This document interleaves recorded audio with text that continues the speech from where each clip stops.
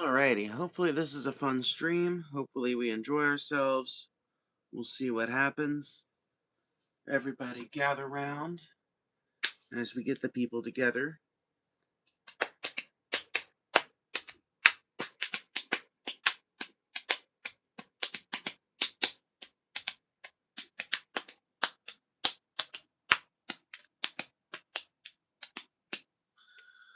Hello, Margot. Hello, hello. Hello. Hello, hello. I don't know why you say goodbye. I say hello. Hello, hello. I told Taylor I was going to stream tonight, and she was like, oh, okay, cool. And then I didn't for like an hour and a half. I told her I was gonna, and I didn't. And I feel bad. I feel really bad. It's so freaking late. I was very productive throughout most of my day, though. So that's good.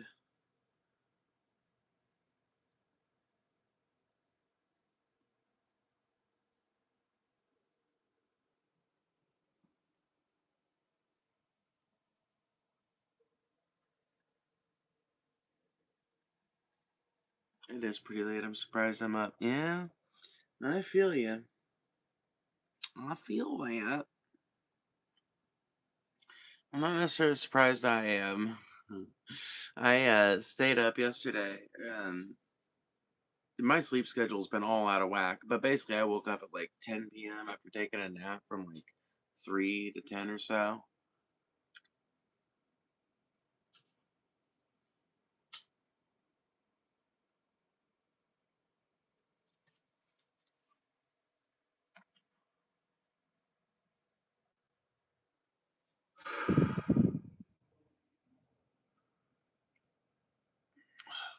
Are your pronouns fee, fi, fo, fum? Yeah, indeed, they are. I think it's really interesting that you're coming around making pronoun jokes, even though you've been gifted with a subscribership because you're so, like, or a membership, I should say, because you're so common around here, you know?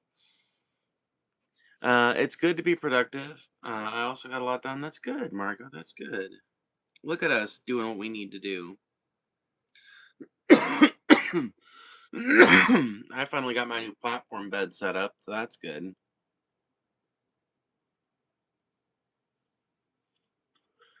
No more sleeping on a shitty box spring that doesn't properly support my back and everything.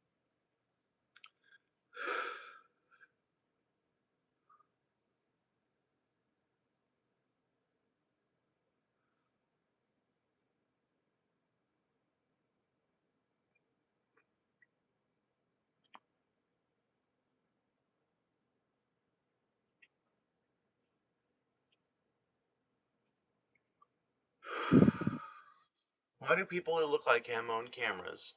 Who?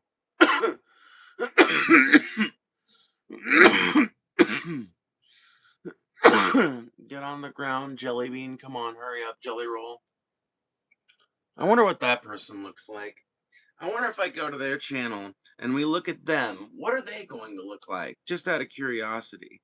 You have to wonder, anytime somebody says some shit talk like that, the inevitable wonder that you have to have is, what do they look like? So let's figure out if we can find that out. Remember, by the way, sign up for a membership because once we're an hour in, we are going to switch to just members only. So keep that in mind. Let's see, go to channel. So they've got some random. So this is what this person's profile looks like. Your Res 47, the person who just made that hateful comment that I replied to a second ago. They've got 85 subscribers, 175 videos.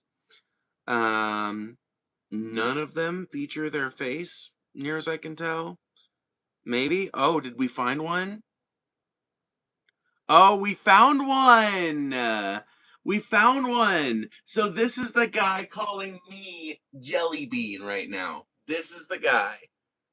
That's the guy who just called me a jelly bean and a jelly roll. This is the guy. Yep. That's the guy right here.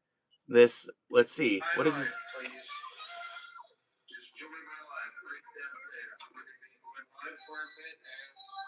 Say whatever you guys want. I don't give a You know what? I'm gonna quit because at this point, it's actually mean for me to be doing this. I'm a person who makes my living off of YouTube, and you're a little shit stain who's been desperately trying to do a live stream that you have more than 10 people attend for years, it looks like. So I'm gonna go ahead and quit while you're a little bit ahead before I go any deeper.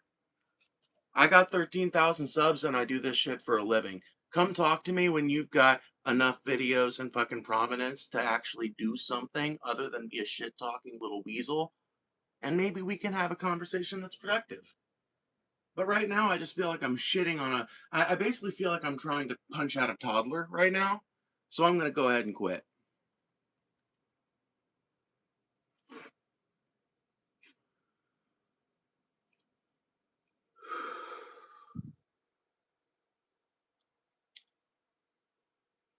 13K ain't shit. Oh, is it? 13K ain't shit. Let's see how many you got, TSO. We can stalk everybody in this chat. I love this shit more than anything else. You got no idea. You got no idea. Go to channel. TSO, 7 subscribers. Their only content is a Five Nights at Freddy short with 2.7 thousand views. Only content telling me 13,000 ain't shit. This is the caliber of people you get when you actually live stream and do it enough to have an audience. This is the kind of this is the caliber of shit talk and impertinence that you deal with when you're like me and you have enough charisma to arouse the attention of an audience for more than 2 minutes at a time.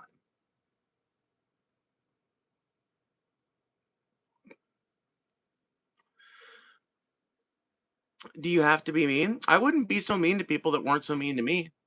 I'm not mean to people who are nice to me. If you're a kind person that's like trying to engage in an interesting conversation, that's how I treat you.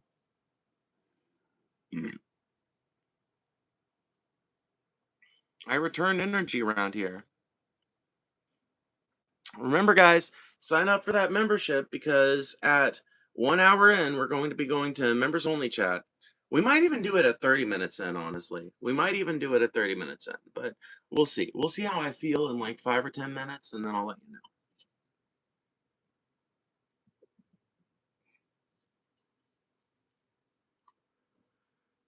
Give me one. Somebody should gift some memberships. You can do that. It's one of the best ways to support the channel.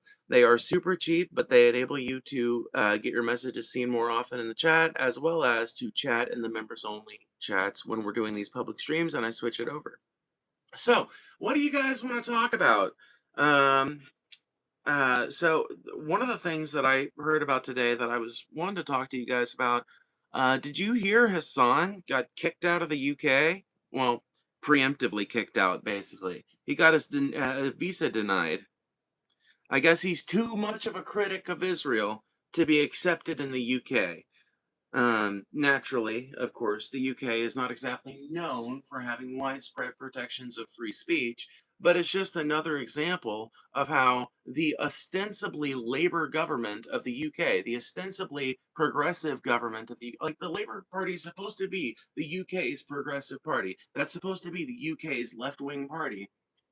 And in yet another demonstration of how they too are just as subservient to Israel as our Democrats are, or as our Republicans are, or as their Tories are, they banned fucking Hassan Piker from coming into their country and possibly saying some anti Israeli stuff.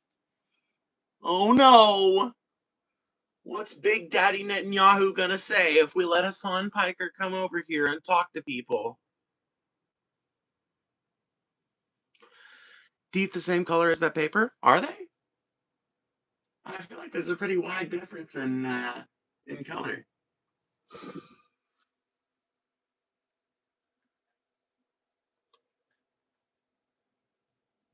I know it's so weird for people these days to see a person with human teeth, but I swear we are still out here. There are still actual real people that have actual real human being teeth, and human beings with vices and habits tend to have a little tooth discoloration after a while. Doll hairs for Phoebe. Thank you, Nandod, for the $20. I appreciate that a ton. And thank you for being a member as well, because you will be one of the many people chatting with us when we go to members only. So thank you for that. And Marco with the $5. Thank you so much. Please enable slow mode. I can't mod if I can't read the chat. Oh well. Okay, okay, okay. You're right. You're right. You're right. You're right. You're right. We'll do like subs mode and we'll do slow mode of 20 seconds. There we go.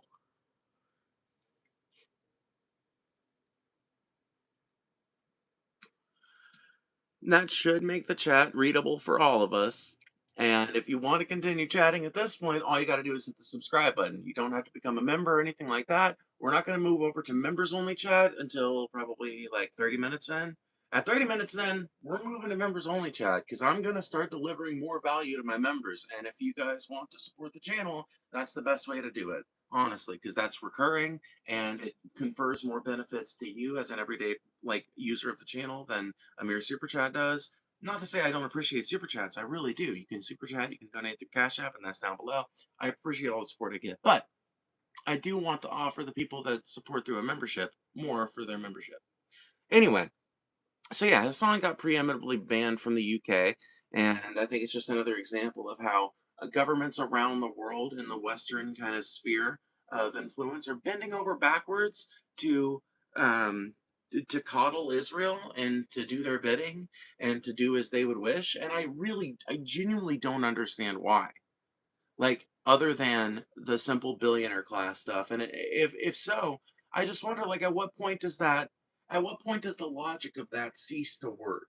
Because one would think that at some point there will be a popular uprising, either in those countries or in the countries that are being affected by these policies, that'll make this kind of impossible to continue, right? One would think. I appreciate you. The political climate of YouTube Shorts is atrocious. Well, thank you, Hazelbark. I appreciate the members of my audience that aren't so hardcore, crazy, far right that they can't have a conversation with me. I really enjoy talking to other hardcore lefties, as well as like liberals and centrists and conservatives and stuff that are willing to have a conversation because that is important right now. We need to be talking to each other, figuring out what we're going to do, making plans for things as they get worse. Like, now more than ever, our activism needs to be centered around that survival and the pull up. Margot MVP, thank you for the $20, and Margot is definitely one of the MVPs for sure, for sure. You guys have already gotten us up to $45 tonight. That is awesome for the first day of June. What an awesome bunch of people I have tonight. That's so cool. Israel more like loves committing genocide's real. Israel more like is fake. Yeah, I like all the weird little jokes we can make off of Israel's name. I'm in support of them. It is the other way around. Israel does not control other governments. Israel is a client state of said governments that forwards their interests. Yeah, I mean, that's. I agree with you. Yes, you are right. It's not that Israel is puppeting these other governments, insofar as, like, I think it appears that way because I think Israel will be the like their administration I think will decide to launch on something that the Americans would have rather waited on. Um, but ultimately, Israel is there, and we continue to support them because of what they enable us to do, they enable our billionaire class to do, I should say, and what Israel most effective. Like, you should see Israel mainly as a forward operating base for American military might, so that we might dominate more of the Middle East and take more of those resources under our control.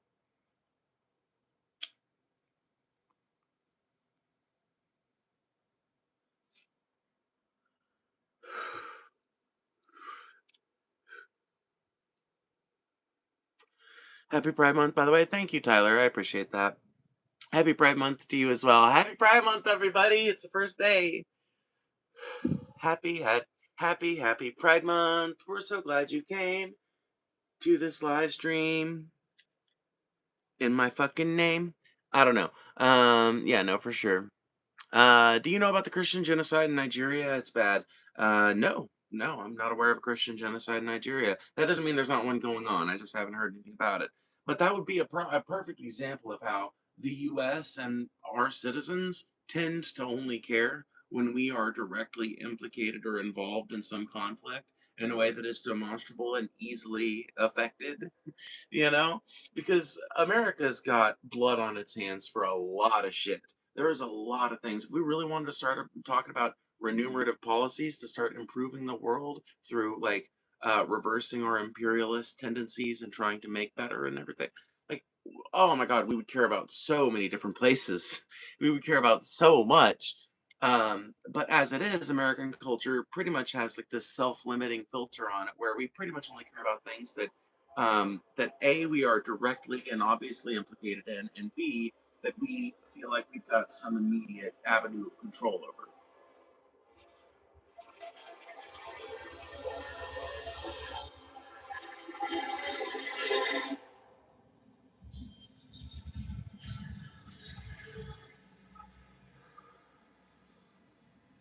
Hence why we care about Russia trying to expand its western borders, but we don't really care about Russia trying to expand their southern borders, you know?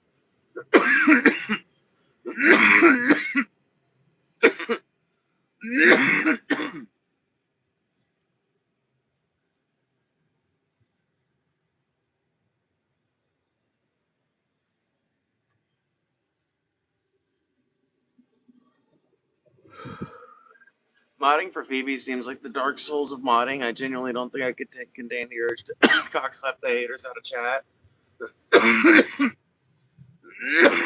And that's why the people I choose for the actual mod ship are it's a very specific criterion. There's lots of people that I like you, Nanbot, that I don't mod because I don't want you to feel the obligation and the weight of it. But I also, frankly, don't know that you wouldn't be able to resist that urge, and I do profit a lot off of refuting haters, refuting people that are bigoted, refuting people that are pro-war.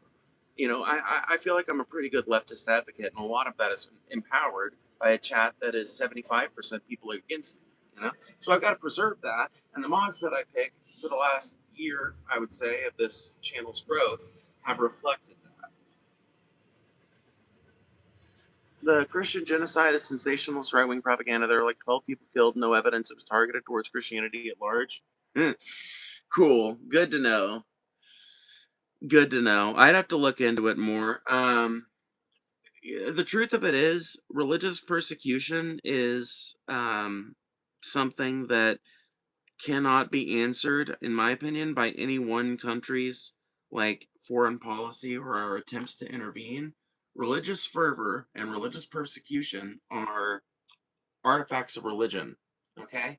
And in order to get rid of them, you have to get rid of their source. And their source is squarely religion.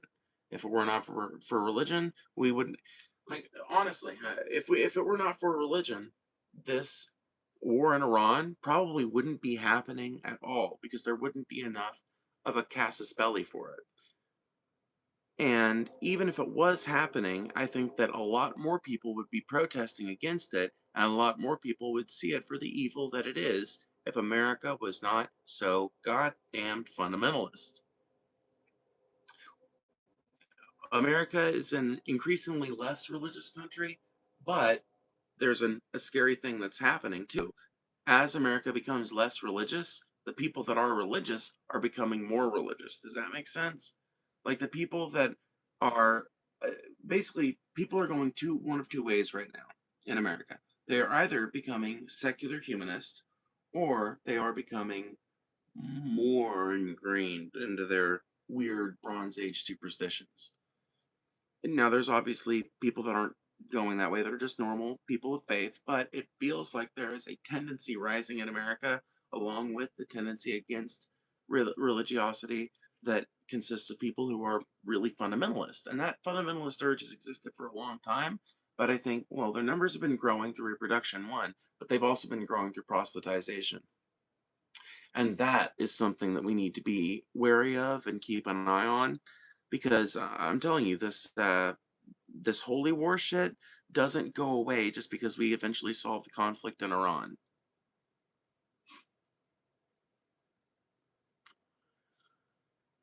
Definitely makes sense, but as life is getting harder, a huge number of folks going to church now.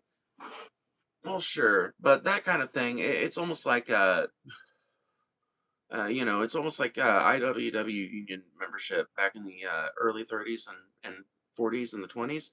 Um, Back during the early 1900s, there were lots of people who would join the IWW, the Wobblies. They would join up for like 2 weeks, 3 weeks, a month, 6 months, in order to get through a strike and to support a labor movement that was going on in their town. And then they would fall off, stop paying their red cards, and get out of the org at some other point. There were transient members who would come and go, and I feel like it was kind of the same way. And I feel like religion operates under a very similar framework psychologically. When things are bad, people begin looking for ways to make things less bad or to feel better at the very least. And, well, what's the easiest way to feel better?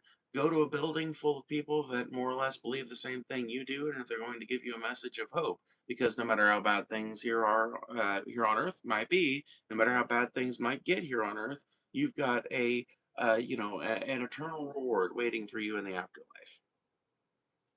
It's a pretty easy recipe for cheating your way into feeling better, even when everything is dog shit. And I prefer the secular methods like the IWW and things like that, because when people go to things like that, when they feel doomer and hopeless, they actually connect with people who will help them not just survive the system or get through it or charity, but will help them oppose the system structurally, will help them reform the system structurally, will help them actually make meaningful gains on top of providing a lifeline and a sense of purpose and hope.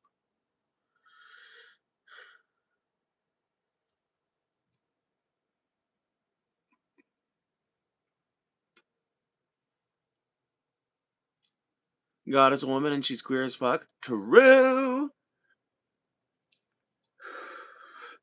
God is a woman and I met her and I know that she is queer as fuck.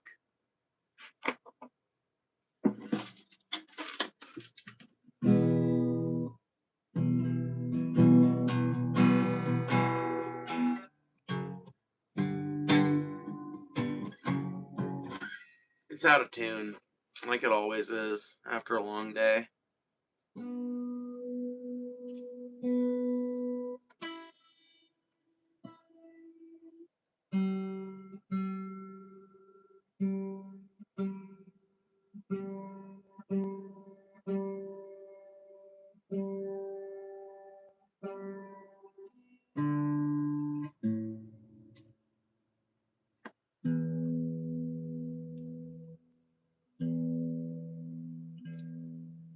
I want to see if I can turn this into a song. Hold on.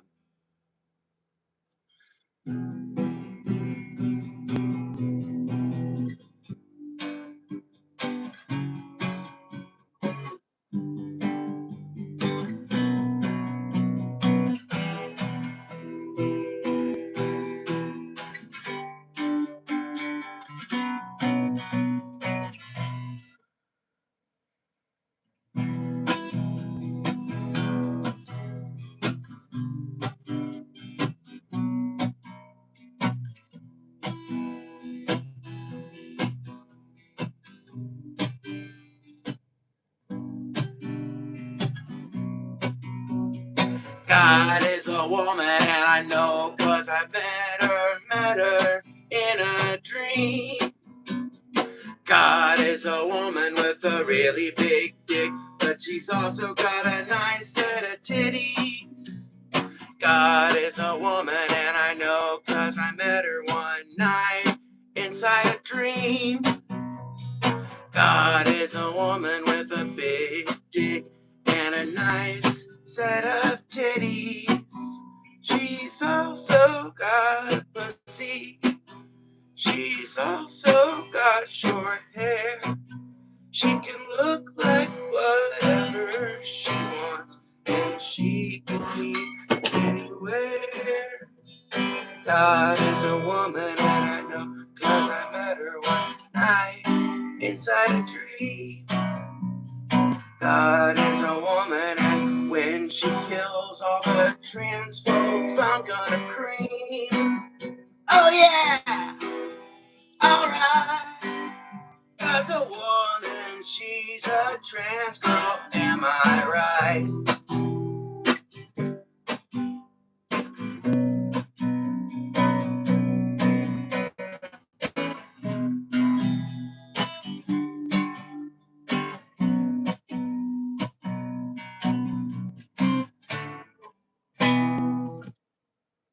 I think I made something semi-serviceable out of it. I'm a folk punk artist, so the bar of entry is pretty low. That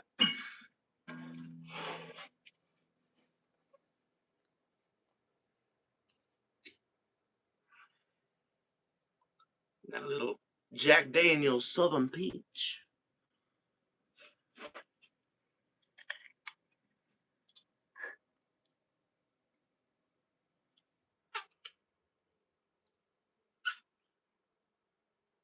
Ah. Ooh. I'm going to set that somewhere where it won't spill. Because if I set it below me, I'm going to kick it over. I'm dying. Thank you for that. Oh, of course, Nanbai. Of course. Yeah, no, I mean, I don't know why, but I wanted to make a song out of that, and I figured it'd be a good way to stretch the old freestyling muscles. So, I'm glad you enjoyed it. That's what matters.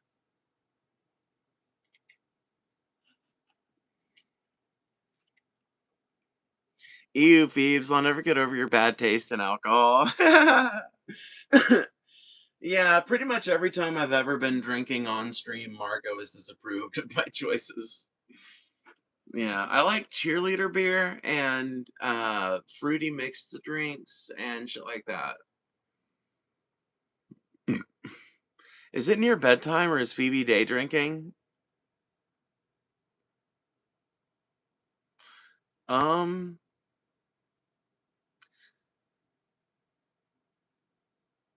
I mean, yeah, I guess it is pretty near bedtime, honestly. I don't intend to stay up all day today, so yeah.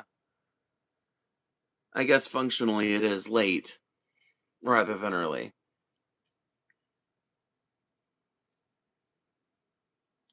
I'm more and more mad I can't send that liquor your way. I know, Joey. What a tragedy. One day maybe we'll be in the same area. We can just hang out or something. I don't remember where you said you were based out of, though. I always forget. One time I said California and I remember being wrong. Maybe Texas? I don't remember.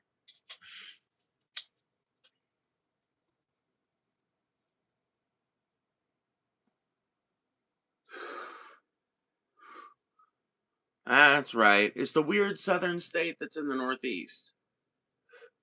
I forgot. I forget. You guys are culturally southern. You guys are culturally Texan. You guys understand that, right? Y'all know that, right? Joey, level with me. New Hampshires, whatever you guys call yourselves, New Hampshireites, New Hamsters, you guys, you are culturally southern. The Texas of the North. Yep, yep, yeah, you know. Dude, I almost hooked up with an Indian girl from that area, and I was like really excited because she seemed so fucking cool and personable. And I just think I was too awkward and it was like too weird an experience for her. She seemed really excited about it, but then I think like I've had this happen too, where like you actually get in the situation and you're like, this is like a lot more than I thought it would be, I guess. And I'm just like kind of panicking a little bit. And, so the minute she started to have like reservations, I was like, oh, we don't have to do anything. We could just like, go to a bookstore or walk around a Walmart or whatever. I don't know what people do up here for fun, I'll be honest, but it ended up still being fun, but yeah, it was weird and very awkward for the rest of the day. Be a normal person and stop craving attention? No, fuck you. I'm not gonna stop streaming just because you want me to. And if you're referring to the fact that I'm trans, I attracted plenty of attention before I came out as trans. And honestly, a lot of the attention I attract from being trans is negative attention that I could do without. Vodka's trash, it's potatoes, friend. Ugh, all alcohol has ignoble origins, okay? Potatoes are awesome. Potatoes are great. Whiskey is derived from corn. Gin is derived from juniper berries. Um, let's see. Beer is derived from barley and wheat, I believe.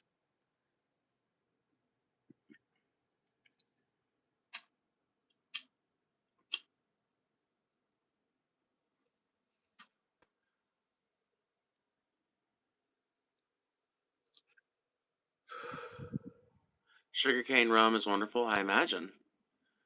I'm just saying it's bottom of the barrel. I feel like there are nice vodkas out there.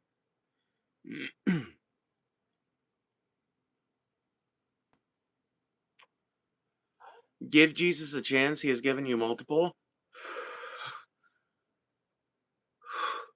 Out of all the world religions, out of all the gods out there, out of all the messianic saviors,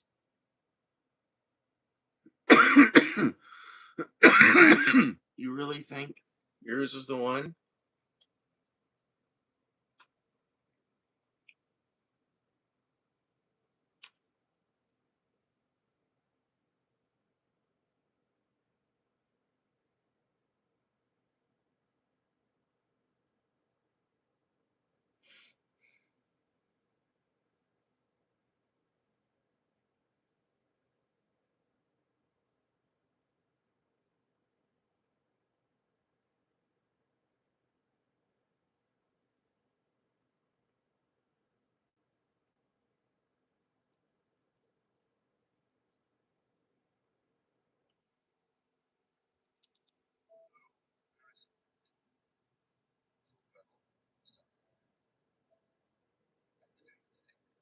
Okay, I found the quote.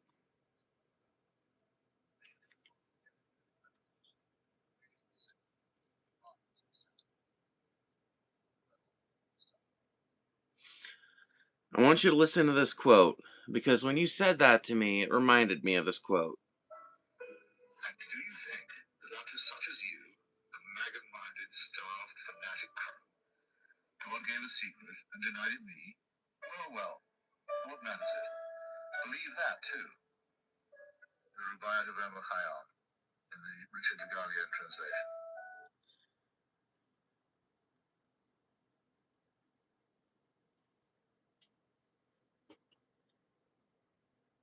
What makes you so certain?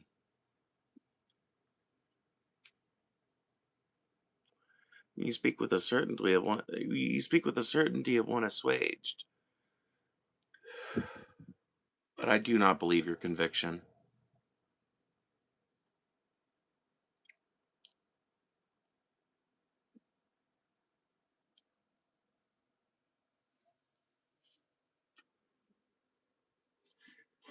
I declare bankruptcy. Alrighty, that's valid.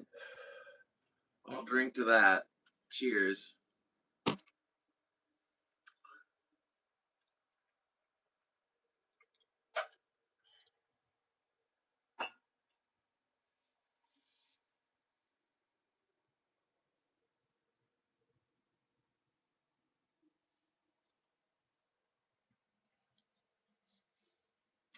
Yeah, Bandane. I'm fucking sick of it. I do not allow people to just idly sit and Jesus spam in here. You want to engage in a religious conversation? We can do that. We can have the debate, but I'm sick to death of people just idly repeating that. You know what I'm realizing? Just as there are just as there is a growing movement of like fundamentalist religious people in America that are circling the wagons and trying to bring more people into that movement and make sure that it remains and stays powerful and all that, there's also a growing sense of disenfranchisement and disenchantment with religion among the faithful. And I think that that is probably driving the people that are becoming irreligious, right? Because something I've noticed in the last couple of years is that the faithful, and like in the last 5 to 10 years, really, the faithful no longer really sound interested in their faith. Have you noticed that?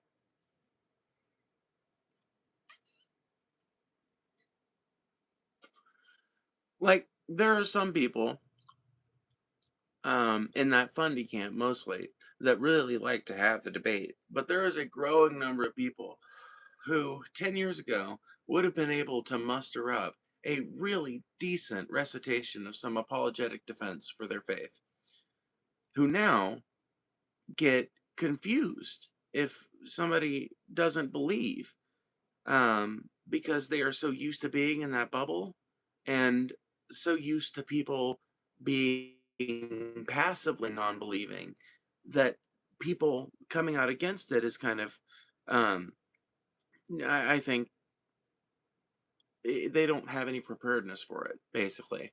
And I think it also reflects a, like, diminishing capacity of religious people to maintain a genuine interest in their own belief systems. By the way, if you've been enjoying the stream, please use this time to hit that like button. Even if you're a hater of mine, hitting that like button ensures that more people come in here, ensures that more people see the stream, and it tells me that you've been watching, that you like it, and that it's a good show. Okay? So please hit that button. It really does help, and I appreciate it more than you know. So you have no faith? I have no faith in a creator deity. I have faith in certain things, certainly. I have faith in the overall tendency of goodwill and humanity, something that does certainly require more and more of an active faith as time goes on. But faith in an all powerful, benevolent creator deity? No, no, no, no. That comes with too many implications. To believe that, I would need evidence.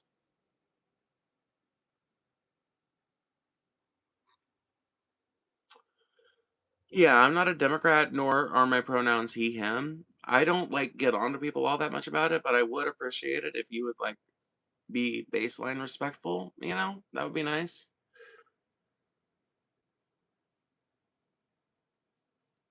Alright, let's just see here. Yeah. Okay, so I'm gonna give you a chance to be better than what you're being right now, Pickle.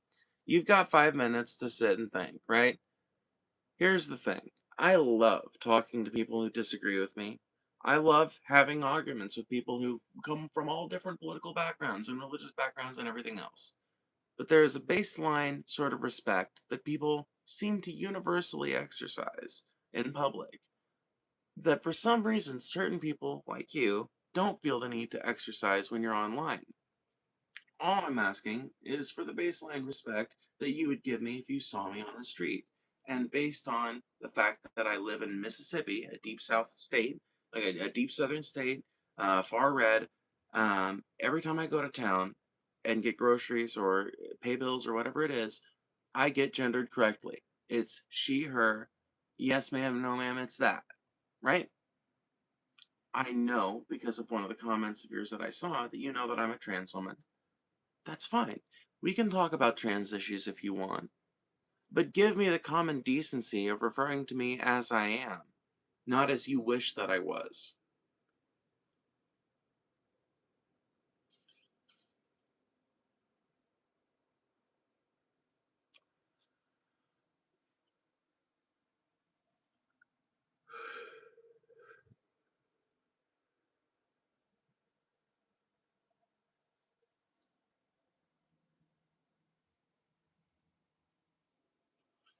Respect is a two-way street, but folks don't grant it when it's depersonalized to digital media. Yeah, I mean that's one of the big problems with media in like social media and depersonalized digital media, like you said. The big problem with it is that it anonymizes things to a degree that is not socially healthy. In everyday life, and this is a point that I've heard Paul Zigo talk about, so I've got to credit Paul Zigo for this point. But I will paraphrase, and we'll talk about it. In everyday life, there are social limiters that keep people from behaving in ways that are very commonplace online. People jumping in on conversations they've got nothing to do with, people yelling the thing that they want to be talked about just to the exclusion of everyone else's conversation, spam, like There are lots of behaviors that are tolerated online to some degree, to varying degrees, that are completely intolerable in social situations. Now, some of the reasons for this are simply like social. Well, they're all social, but some of the reasons are just like psychological, more or less. There's no violence to be exchanged there. It's just like people are going to be making fun of you. People might not want to be around you, um, etc. But on a certain level, like if you, for example, Chud the Builder is a great fucking example of this, right? Look at a dude like Chud the Builder. What happened with his bullshit? Well, right now he's sitting in fucking jail on like an attempted murder charge or something. A bunch of fucking felony charges. Probably going to go to prison for the next 25 years. There's no way he's going to get away with it with the sheer amount of video he's got, basically making money off of being a public nuisance and going around screaming fighting words. And he would regularly get into fights with people that demonstrate the exact concept I'm talking about right here. In real life, there are social limiters, like the type of people that Char the Builder would go up against when he would go around in Nashville spouting his terminally online bullshit on the streets of downtown Nashville. He would get into so many fights because those are the people that I'm talking about when I talk about social limiters that go a little bit further than the psychological. That kind of thing can't happen on the internet.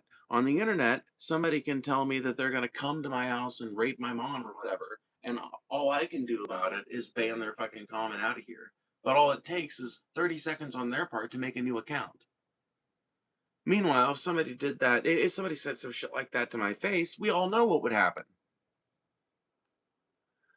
When someone named David asked me not to call them Dave, I call them David. Yeah, exactly, exactly. Very simple. Very, very, very simple. That was such a fucking intelligent way to put that damn bot, and so incredibly polite and concise. Thank you for the $20, and thank you for that really concise explanation. Yes. No one makes a bother out of this stuff until it comes to trans people. As much as trans people are being so demonized right now, I really believe it's a sign pro-trans ideas are going to be mainstream real soon. Oh, 100%. Yeah, you're 100% right. In the era before gay marriage was legalized and gay people's rights kind of became more protected, there was a huge fucking backlash against the 20 years of like pro-gay activism that had happened and like LGBTQ plus activism that had happened before that, the 20 to 30 years, 40 years in some areas that had happened before then. But anyone who remembers the early 2000s, the Bush administration and shit like that will remember the backlash that conservative communities were doing against gay people and how that built from the AIDS epidemic onward, and how it kind of like reached its fervor in like the 90s and early 2000s. And so, but like what happened in the aftermath of that, right? Gay people got the right to marry. And more states started codifying that right into their constitutions, into their state laws.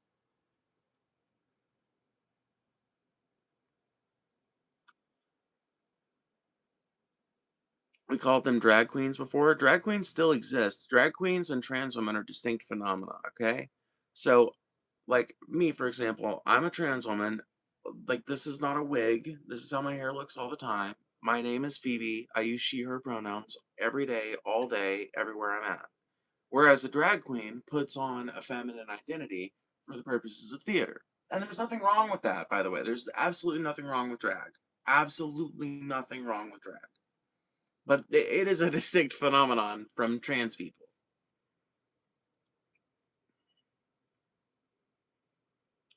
To be trans is to exhibit a gender identity as part of your intrinsic personality, whereas to do drag is to perform a gender identity temporarily, um, in a theater or some kind of like venue. Did you sew your own patches onto your vest? They look nice. I didn't make most of these patches, but yes, I did sew all of them onto my own vest. And I made the vest myself as far as like taking an old, what is this, a Dickies? Yeah, it's a genuine Dickies leather, or not leather, but denim shirt was originally darker blue, if you can believe it, a lot darker blue, but it's faded a lot over the years. And it's got a bunch of lighter trophies. It's got over 45 lighter trophies, I believe, on it, and I've got 4 more sitting to be added. Those will probably go up the epaulet right here, or whatever that's called.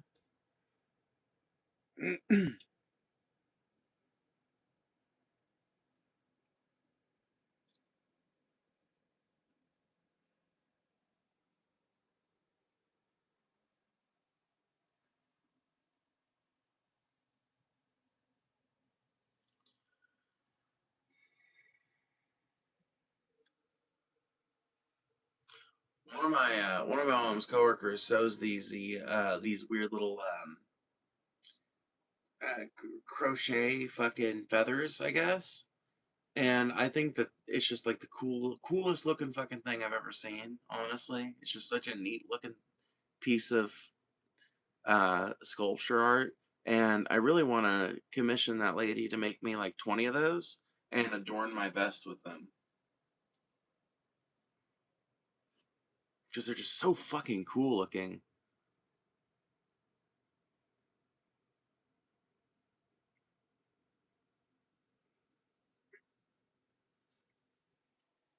And see, part of me thinks, if I did them like down here, right? But the only problem is then I would cover up some of my patches. So then I think maybe up here. I don't know.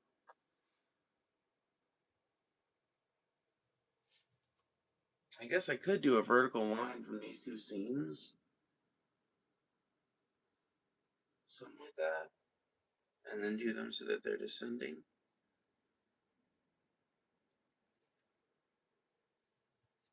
That make the most sense given the kind of real estate I have over here. Okay, yeah, that makes sense. What patches do you have? A ton of them. A ton of them. None of them are like band patches, though. I don't have any like branded patches.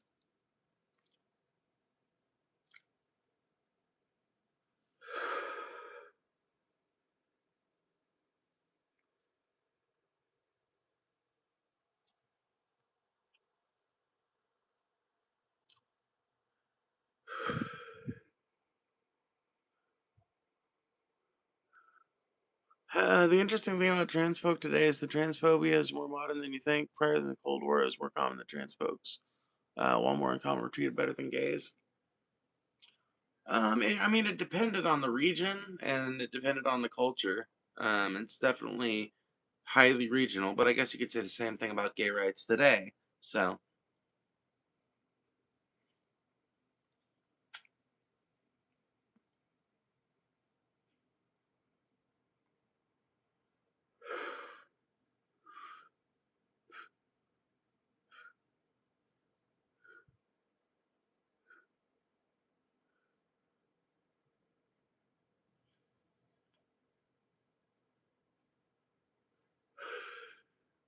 here's the thing, there are people who are competent scientists who are still wrong.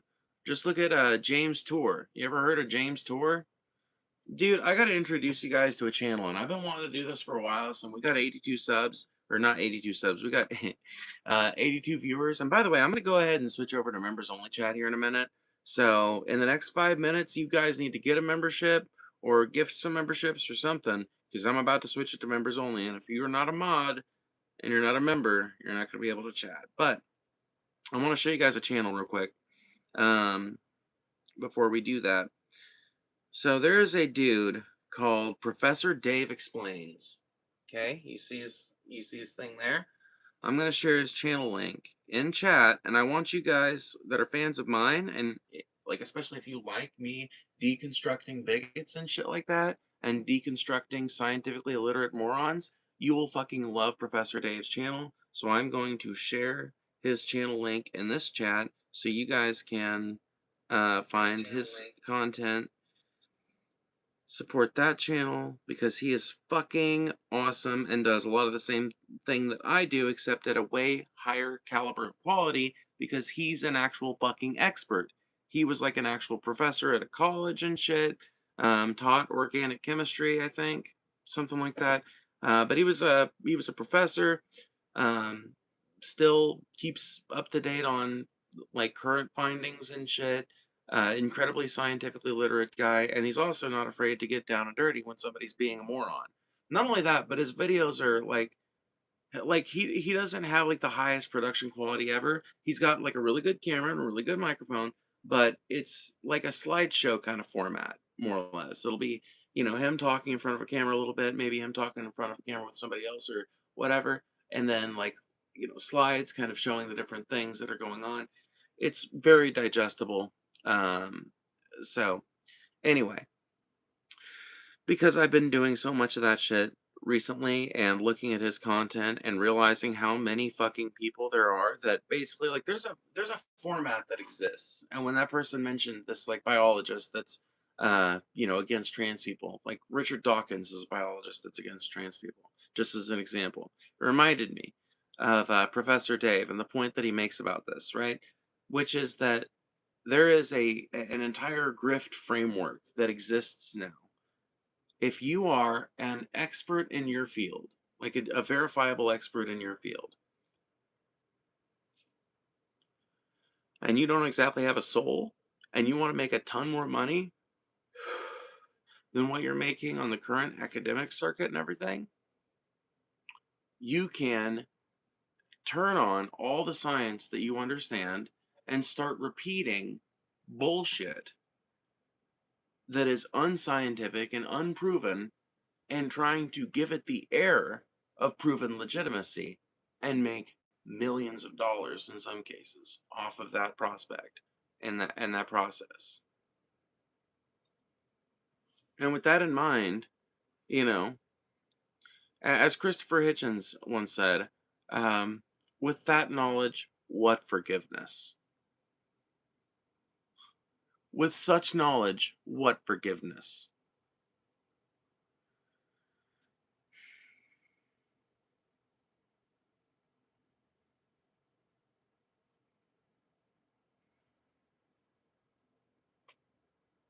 Come on, baby. I don't want you getting in the smoke.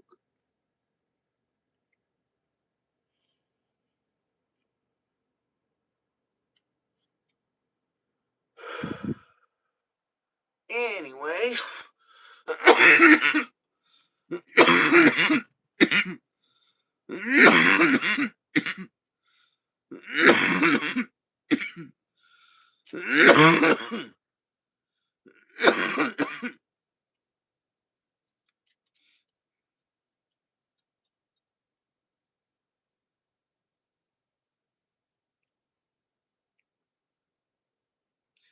um, all right. Countdown to members only live chat in 10, 9, 8, 7, 6, 5, 4, 3, 2, 1. It's Jover. Yep. Alrighty. You now have to be a member to be able to chat. Sorry. Sucks to suck. Should have paid the $3.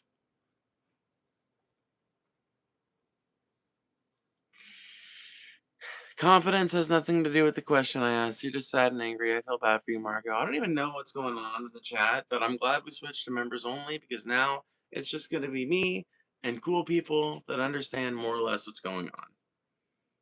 Hey, gifted memberships. Look at that. Thank you so much.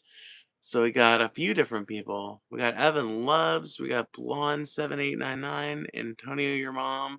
Elkina559. Nice. Now I can't have my fun peeps. Oh, I'm sorry, Margo.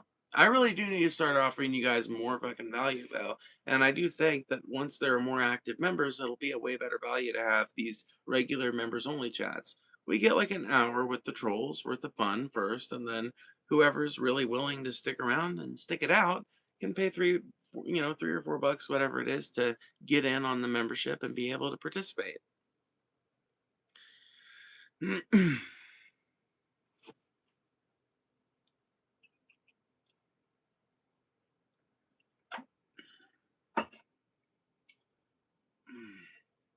True, true. Yeah, I know. Yeah, yeah, for sure. I would like to reach out my hand or miss you. And by the way, if you can't afford the membership, then I'm not trying to shit on you with my little joke earlier. I don't want anyone to take that the wrong way. Scrolling back up, I can accept that maybe Nameless was coming from a place of ignorance instead of bad faith. That first comment with the bones bullshit was the first thing they said, so it's not. I feel like that comment has more to it coming. Like they just spun around and changed face. Yeah, yeah. So yeah, um, they've obviously got some prejudices against trans people, but they probably did ask a question in good faith. It's one of those things where you can never be 100% sure, but when I get questions like that, I always try to answer them with with an attitude that is commensurate with the attitude that they gave me. That's how I try to handle it.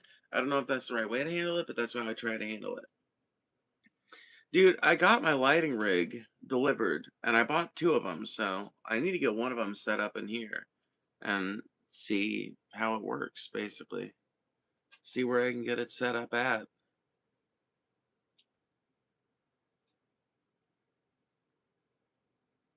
Because I imagine it needs to be more or less like, whoop, but maybe it can be somewhere else. I don't know. I genuinely don't know.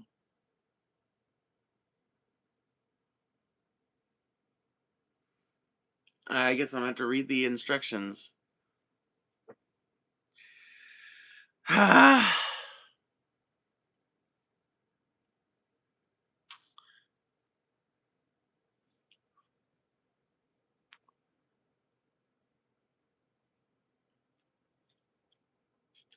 They did say they were trans. I think we've just heard the dumb skeleton thing so many times it just set us off. I feel like I answered that question in good faith, honestly. Why would I care what some loser in 1,000 years thinks? I care how I'm treated now. Yeah, no, I thought I thought your answer was a good faith answer to the question. I think maybe they just misunderstood your tone. But I read it correctly. And I agree with you, by the way. And I think it's a really fucking profound and good argument that not enough trans people use, honestly. Why the fuck should I care why would I care how they feel about my fucking corpse in 10,000 years? Should there be enough human beings left, and should they have an advanced enough society for them to be even thinking about that? Why should I care? Why? And nobody can ever answer that question. No, not in a way that's satisfactory to me, anyway. You know, like, why? What does it matter to me? Besides that, um, I don't know, like, they'll probably be able to tell if there's any degree of preservation, with the fact that, like, these days a lot of clothes are made with plastic materials and stuff like that, and a lot of bodies are preserved and shit. So, like, depending on how recently they dig your body up, you know, if it's 10,000 years, maybe, maybe not. But if it's 2,000 years, almost certainly they'll find clothes that would indicate what your gender was in life, regardless of what your skeleton and, um, like, whatever remaining soft tissues you might have would indicate.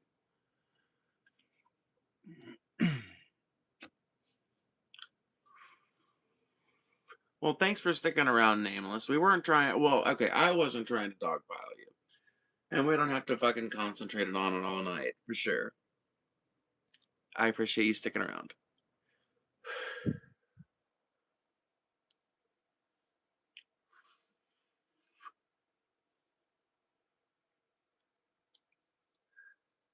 You know, this is a unique environment that we've created here, you guys, and I'm glad that we managed to preserve that. You know, through up and down and all the weirdness that fucking comes with having these intricate conversations about controversial topics. I think it's a good platform. We do like to shit back on the haters, so I think you might have just gotten lost in the chaos. Yeah, it happens to everybody. It happens to the best of us.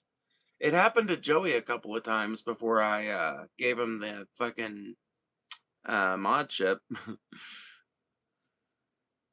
I didn't feel like it was bad faith until they called me a dipshit for no reason, but all is fine. I just blocked them to avoid misunderstandings in the future. Well, because they're a mod, they might still be able to see what you say, honestly, but yeah, either way, like, it's fine. It's chill. Moving right along. The Holy War is back on. Do you guys hear? I can. Yeah. Yes, I figured. Somehow I figured.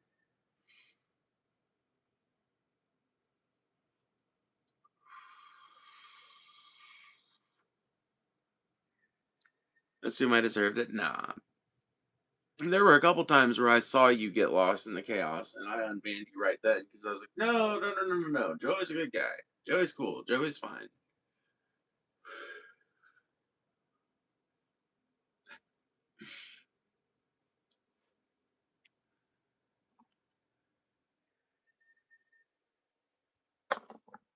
Dude, I'm still salty about that trans person that came into my chat.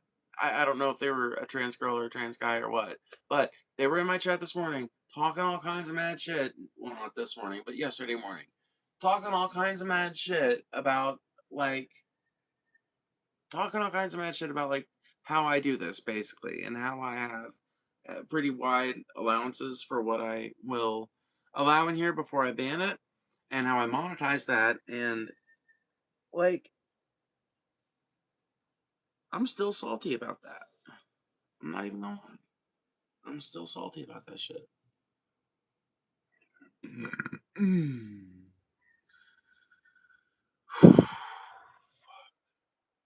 That felt so much better. You ever do that? You ever just have a big old burp and then you're like, oh man, alright, alright.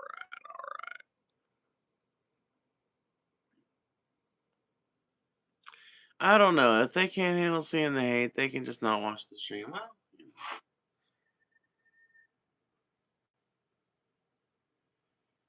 that's how I feel about it too, but they stuck around for a shockingly long time for somebody that said they were not going to have anything to do with it. And something tells me they'll be back too, which is fine. I don't hold any ill will against them. Maybe they'll stick around to test out and see if my theory works. I guess it's on me to try extra hard, huh? I think it's important to engage in these kinds of discussions openly and honestly, sticking to facts as much as possible and avoiding the cloud of emotion, like you were saying. I wouldn't. Yeah, I tend to agree with you. I think that even like if you're the hardest core of hardcore, um, like trans advocates, queer advocates, and everything else, like the science is on our side. All you need to do is use it. Like all you need to do is reference it and talk about what the findings were and how they came to those findings, which is admittedly kind of hard for people that aren't necessarily educated in that field.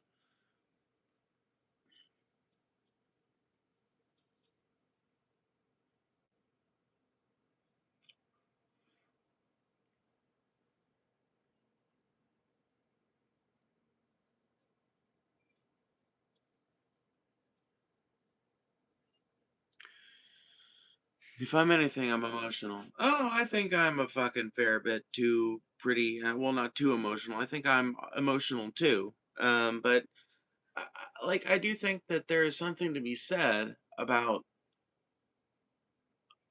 confronting moments where like our emotional impulse runs contrary to the facts, right? That's what's important. Having emotions is a part of being human. Tempering those emotions with an understanding of the facts as they exist is where I think it gets hairy sometimes. It's certainly where it gets hairy for all the fundamentalist religious people that are engaging in this holy war right now.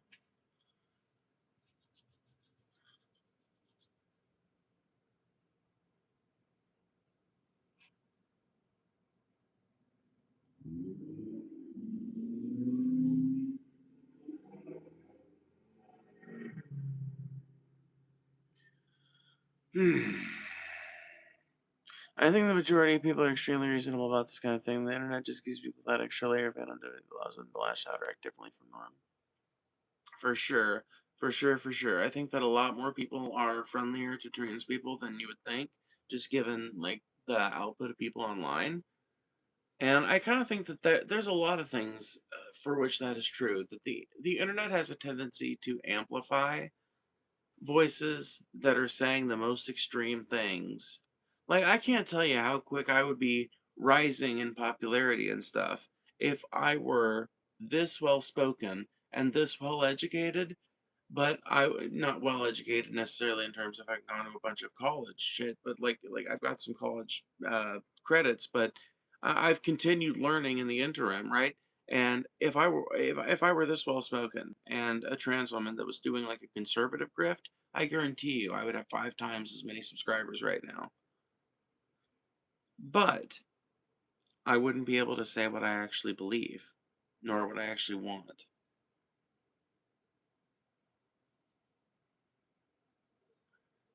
And the internet has a tendency to elevate the most extreme voices to positions of pretty insane prominence.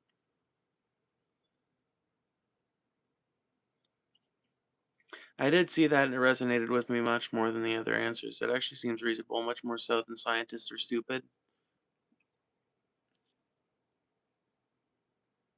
I don't know if you caught my initial response to the question, but ultimately I'm at peace with the fact that I was born in a male body. I'm not trying to rewrite history and convince people I wasn't born male. I just want to be treated as a woman while I'm alive. I mean, I don't think scientists are stupid. I just don't give a fuck what they think about my bones. Well, not only that, but like the thing I'm always confused about with this is like scientists are not transphobic. Like the overwhelming medical consensus on trans people is that um, that gender affirming therapy helps us. Like gender affirming care helps us. That having like societies that accept us makes us better, and like those societies happen to be some of the happier societies on earth, so I think that's kind of something we should look at maybe. But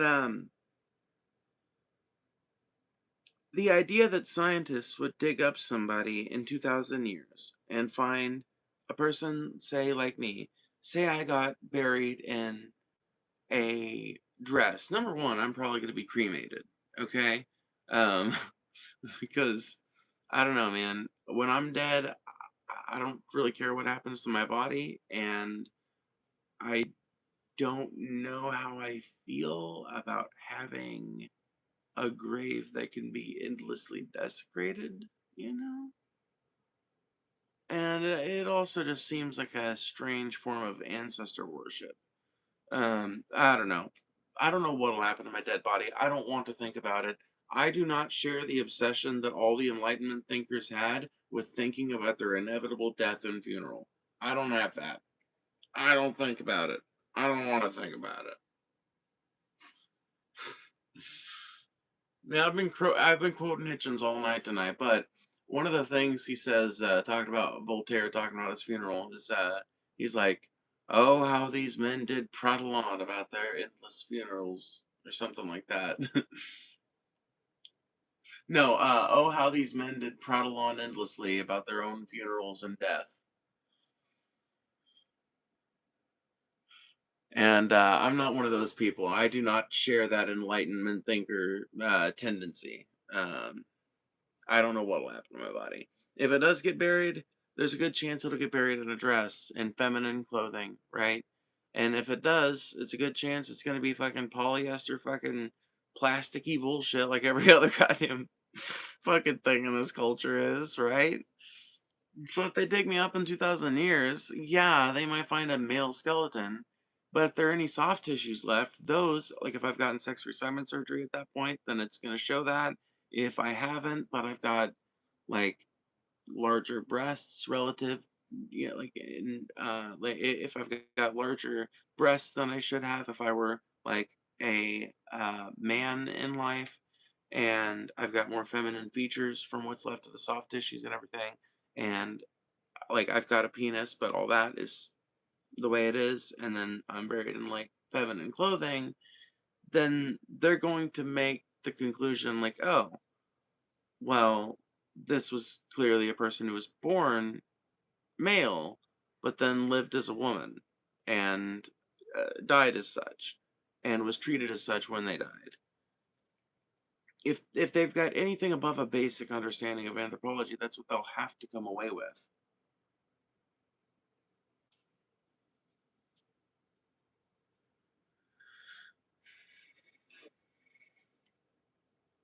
Well, it's not so much the dead part for me, just the biological angle. No matter how much surgery or gender care I do, I can't truly be the thing I want to be. I can be treated that way, but I can't truly change my biology like I would want to.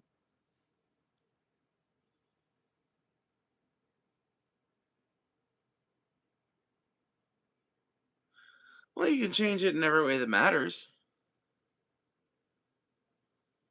I don't know. These days, it seems like you pretty much can change it in every way that matters except like reproduction. Like, yeah, if you want to reproduce, you kind of have to do it before you get sex reassignment surgery and before you are on hormones for too long.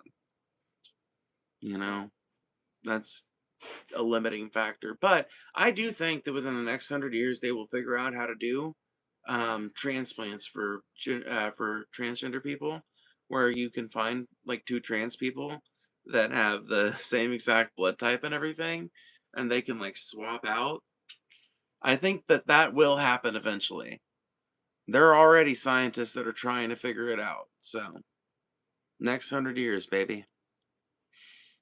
And that's just a hop, skip, and a jump away from having like a whole uterine transplant or something like that. At which point, someone that was born male could ostensibly carry a child and bring it to term. Maybe they couldn't deliver, but a C-section is no more pleasant than a fucking vaginal birth, from my understanding. Although I guess it'd be interesting to see if the human body would actually be able to withstand that. I would imagine so, considering the human body starts out female.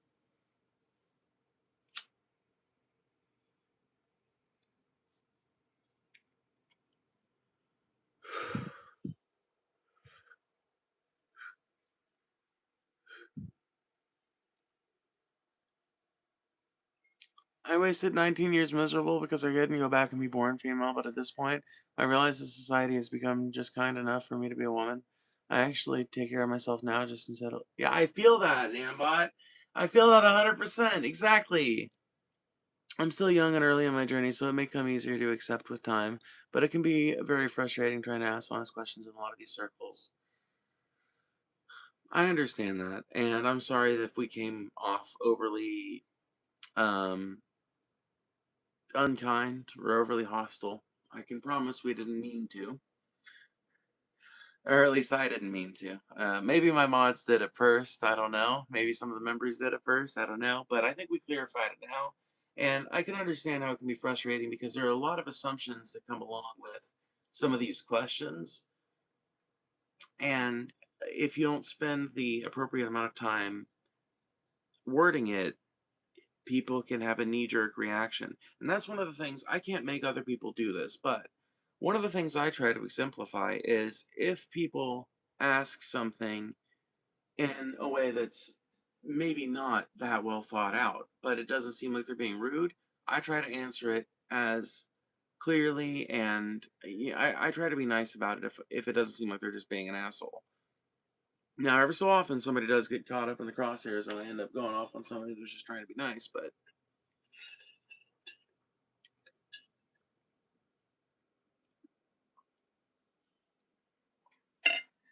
yeah.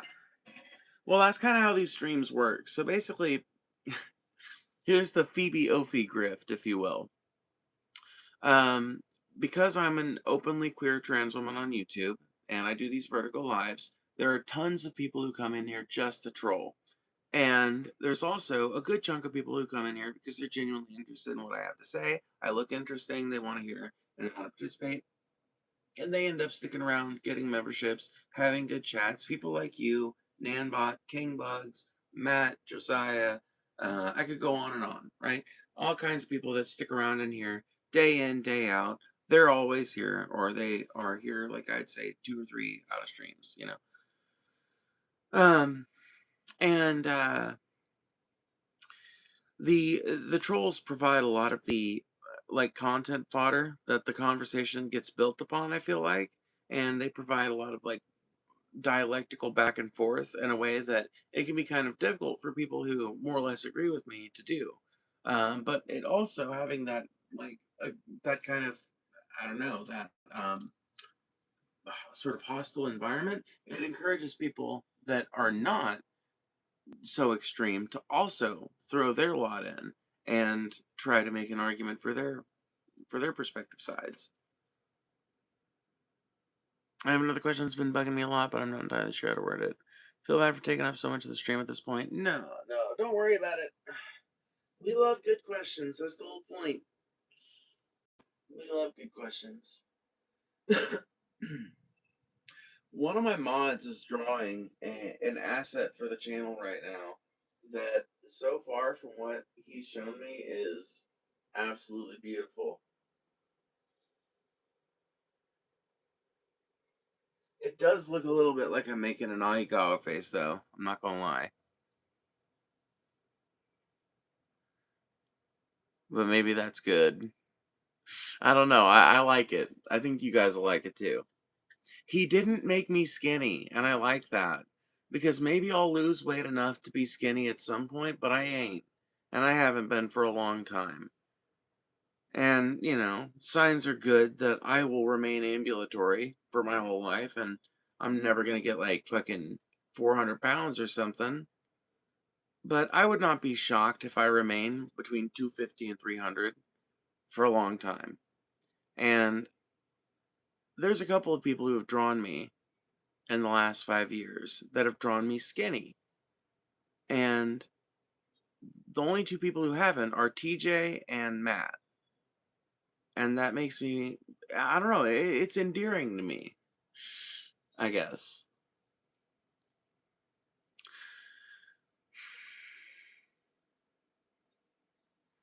Fun point as a conservative. I'm pro crusade for reasons I promised to say for a future stream, but this holy war I can't sign on to. Well, I tell you what, Joey, with how Israel has been doing with with their custodianship of the fucking Holy Land, I'm with you.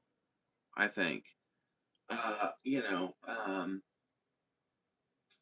as Pope Phoebe the First of the Ophelian Church, I would like to bless this holy crusade with divine writ. And if I could arm it with tanks, I would.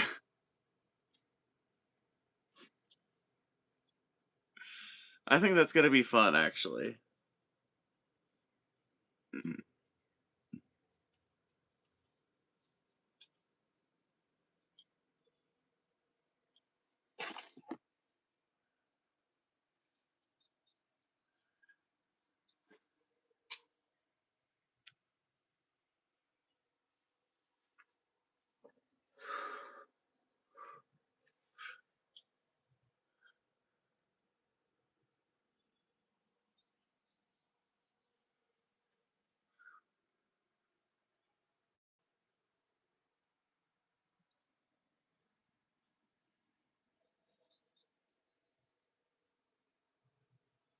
Oh, way out. Oh, way out east in Israel, where they treat people like hell. Right away, come away, right away, come away.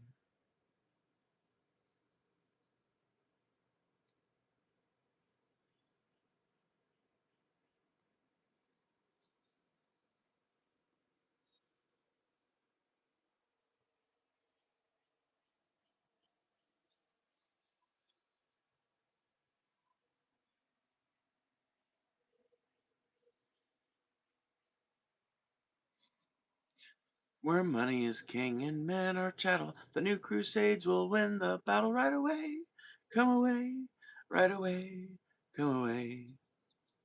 We're marching to Tel Aviv, hooray, hooray. We're marching on Tel Aviv. Each Israeli must understand that he must mind his Uncle Sam, hooray, hooray. We're marching on Tel Aviv, hooray, hooray. We're marching on Tel Aviv. Oh, 100%. Pope lost power to call crusades, though, even the one that had zero death and conflict. I know! God damn it! I bet even he resents that at this point. Can we just empower the Joey? I will convert to Catholic. I'm an atheist. I will convert to Catholicism if you can give, if you can lay me out a plan, okay, to fucking re-empower the papacy with the right to call a crusade. Let's fucking do it. How to respond honestly to something like that, I suppose. Like I said, I'm not sure how to word it, and even if he is more conservative, we engage in healthy debate all the time. It's fun. Maybe I just want a reassurance. I'm not sure. I just wanted to float the idea and see what we all think. Okay, let me see. Let's see here. Oh my god. Uh, let's see here. Basically, I was talking to one of my friends. He's much more right-leaning than I am, but is semi-queer, etc. And I don't think if it was coming from a bad place. I just don't know how to answer it. He went on to mention things like depression, anxiety, etc., which he suffers from as well. I'm not mad at him, but it's not an experiment. I just get formulated a response. A response.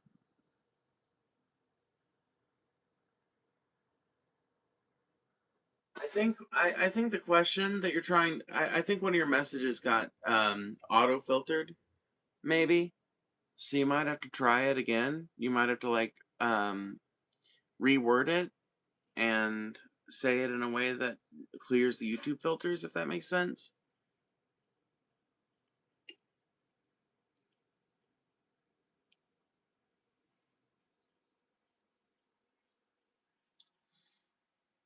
God wants more fucks, yeah. True. Oh.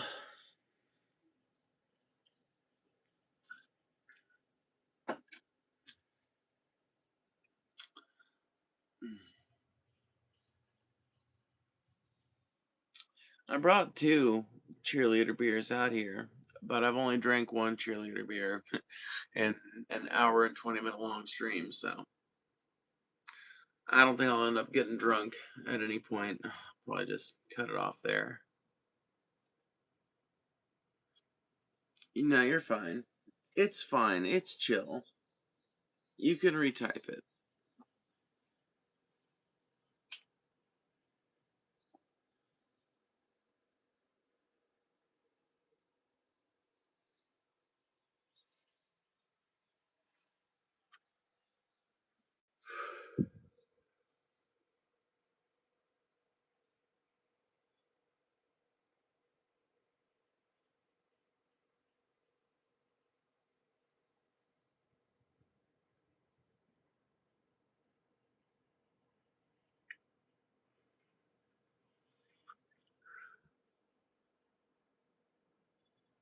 I think it's the Protestant branches that base much of their faith on country. That's silly to me, in my opinion.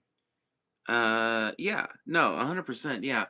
A lot of Protestant churches at this point have just kind of become political arms, really, if you think about it. Like a lot of Protestant churches do more preaching about political topics than they do about biblical topics.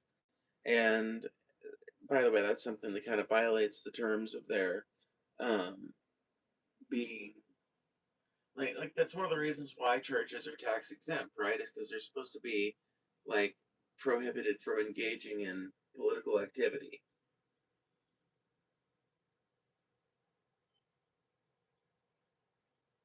At least if I remember correctly. I may be getting that wrong. God wants the family to make raisin cakes together. King Josiah fucked that all up. What did he do? I want to reiterate that it was not in a negative context, and I may not be doing it justice. It still didn't get sent, Nameless Warrior. I feel so bad. I feel so bad. Consider whatever you're typing out, look for any words that might possibly catch any filters and sound them out. Type them like phonetically. So if you were saying like murder, instead of saying murder, you might say um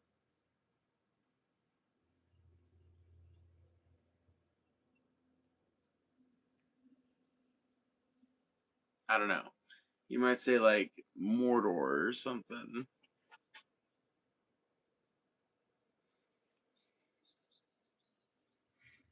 No, I don't want you to get fucking disenchanted. I swear to God, it's none of us. It's literally just YouTube's bogus ass, bullshit ass AI filters that fucking select out every fucking chat that might possibly have a fucking bad word in it.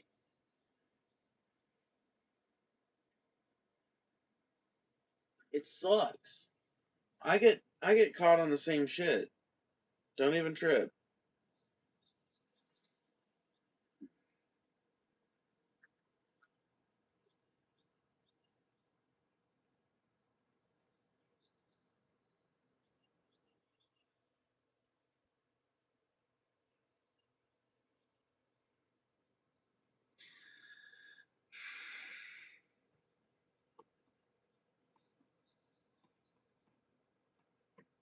Oh, way down south in the land of traitors, rattlesnakes and alligators right away.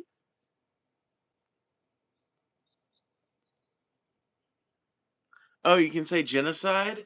I don't fucking get it either. Listen, I don't know. I don't make the fucking filters. But that's why I say you gotta sound it out, because sometimes it just does not want to work.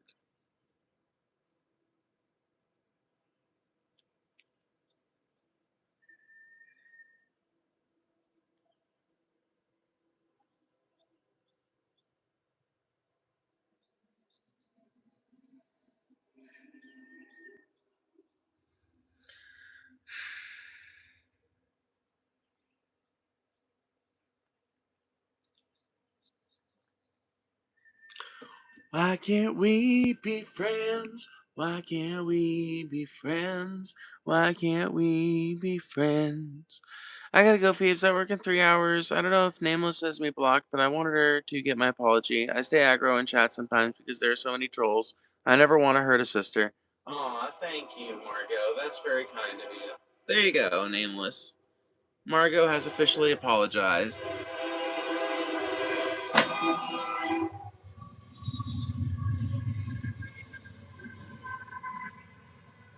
That's very sweet of you.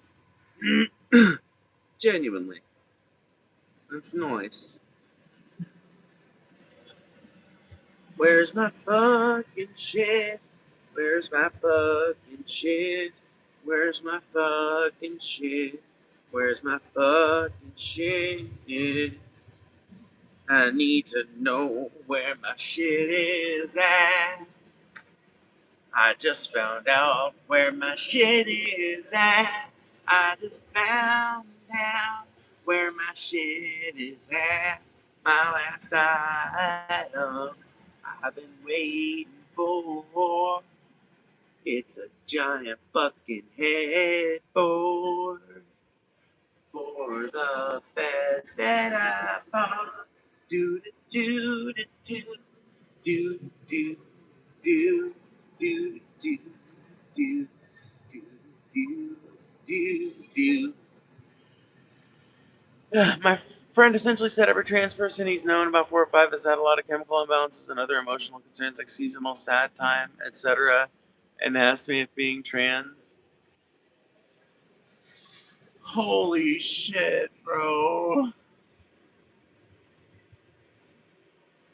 Uh, Seasonal depressive disorder is a filtered fucking thing in the YouTube chat. You gotta be joking me, YouTube. You gotta be kidding. You gotta be.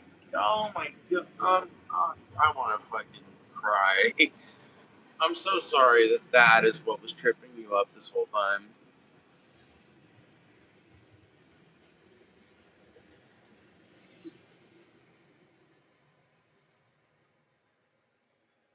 Oh god. Okay.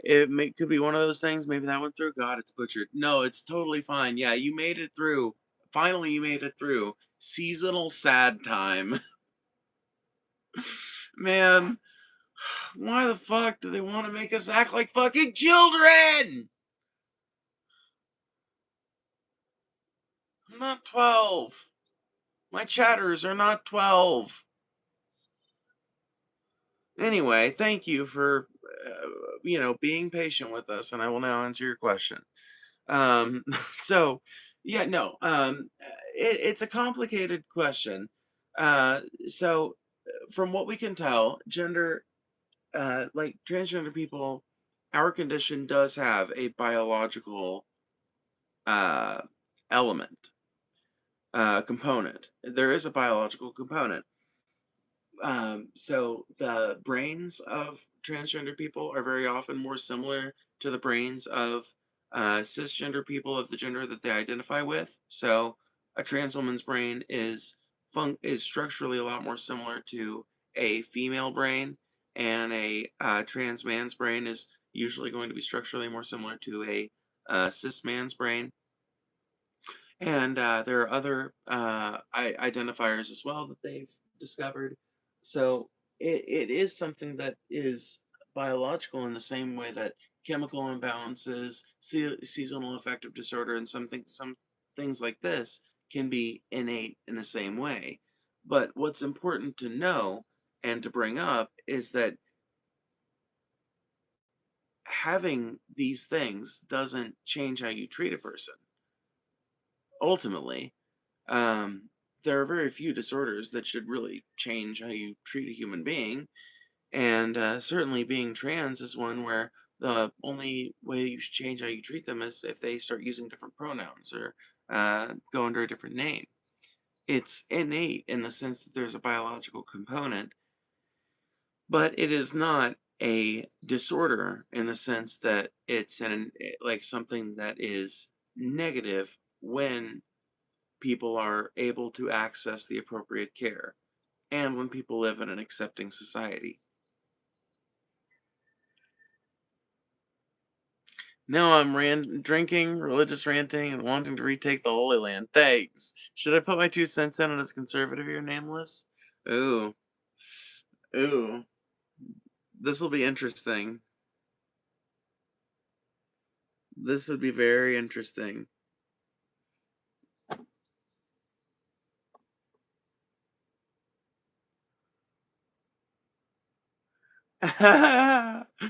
Wee. Oh boy.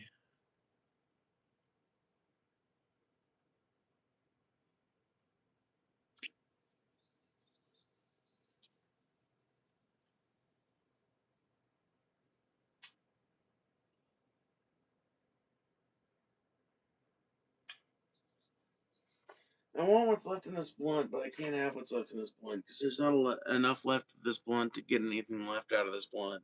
See? This thing's the width of my fucking finger.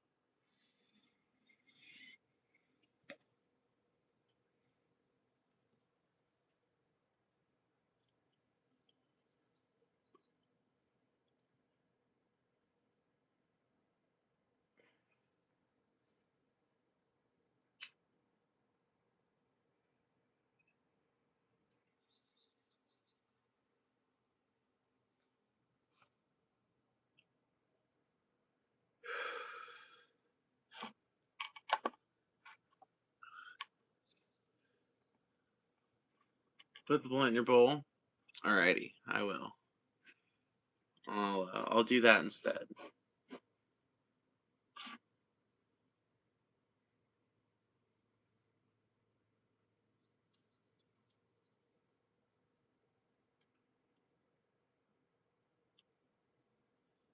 I have to go to bed soon.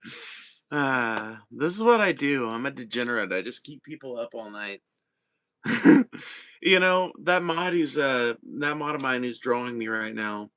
There's like a Christ-like element to the drawing, but there's also like a weird like monk slash sage kind of thing, like a vibe that I'm getting out of it. And I feel like that really does kind of suit how I look at myself. And kind of how I think people treat this channel. Not that I'm a sage or anything like that, but kind of like a weird communal place to sit around and listen to the rantings of a slightly spiritual, definitely hippie,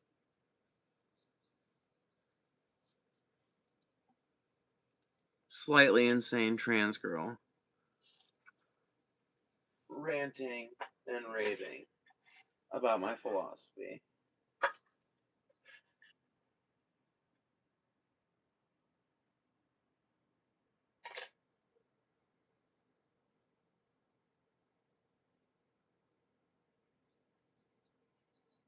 I feel like a guru, if everybody kind of knew that the guru was full of shit, and the guru herself kind of knew that she was full of shit, but everybody still got along just fine, and it worked, and it was still like enjoyable.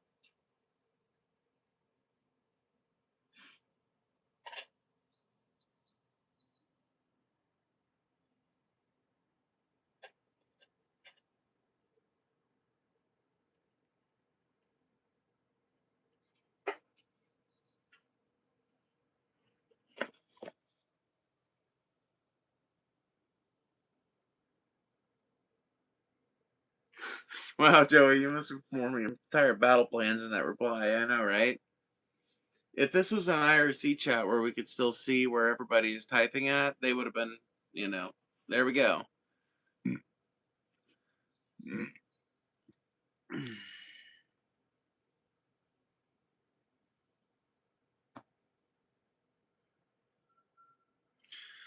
Okay, but yeah, as the token conservative, you'll ask 5 trans folks what's going on and get 8 answers. Nothing you or others say will click and not be said otherwise.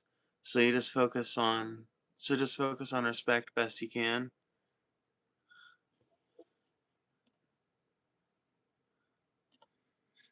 Well, yeah, I mean, to some degree, I guess that's true of everybody, though. Um,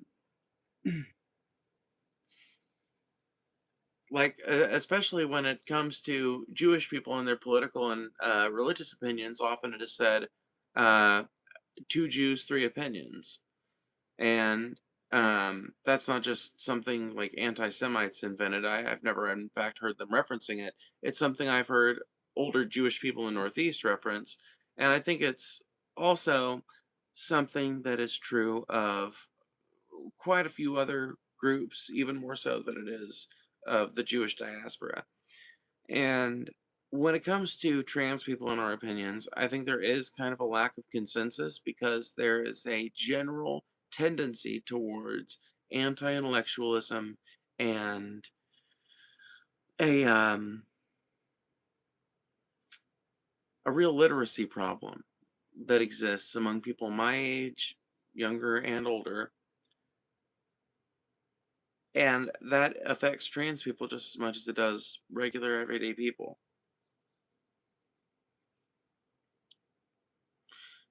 Honestly, yeah, different trans people have different motivations and different affectations. I'm not super plagued with dysphoria. It's less about what I am and more about what I want. Yeah, no, 100%. And I think that this variation in opinion is really good. The variation in opinions on the way people feel is really fucking good. And one of the beautiful things about learning more about the science behind trans people is that it confirms that these feelings are indeed a spectrum and that people are nevertheless helped by access to hormone replacement therapy, to sex reassignment surgery, to surgery for gender affirming surgeries in other areas.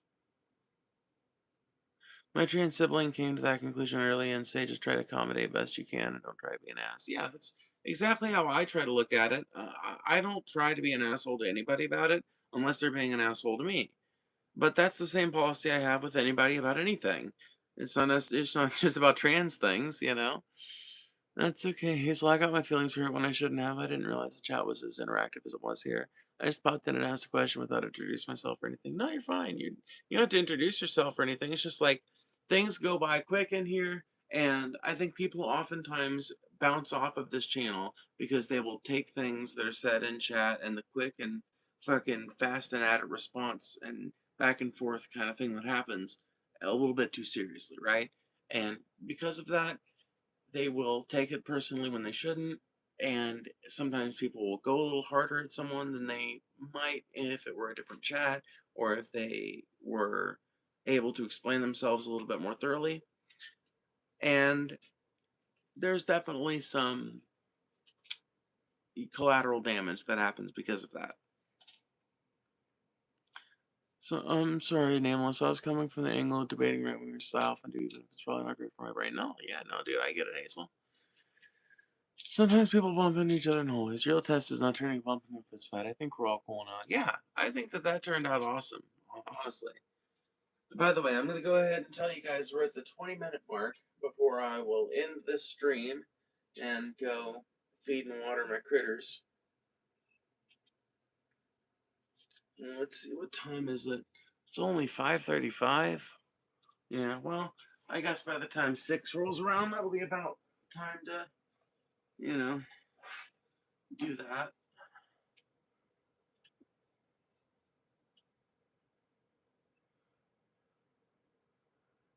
So, yeah, last 20 minutes. Last 20 minutes of the show. Last 20 minutes. Last 20 minutes of the show. Last 20 minutes. The last 20 minutes of the show.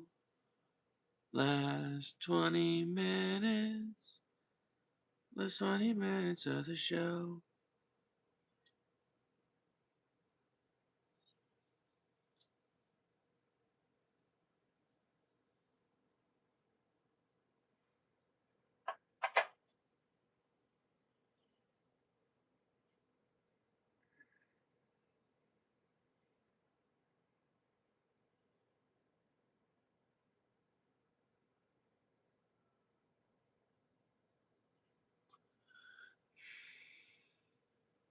How do you feel about sad girl indie music?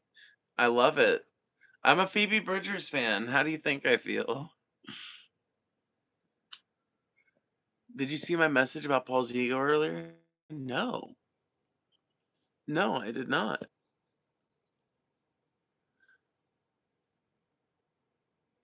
Let me look.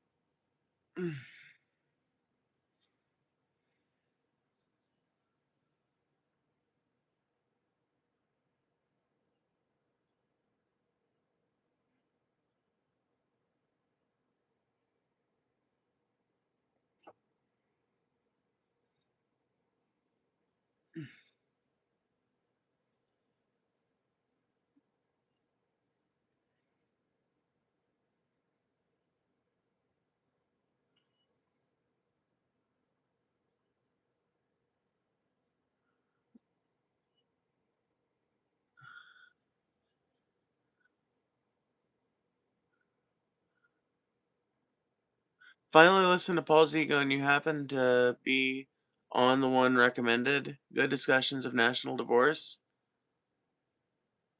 Hey, that's awesome. That's super fucking cool. Yeah, that's cool as shit. That's genuinely dope. I'm always looking to expand like their audience through mine if I can, so that's awesome to hear. I'll cheers to that, brother.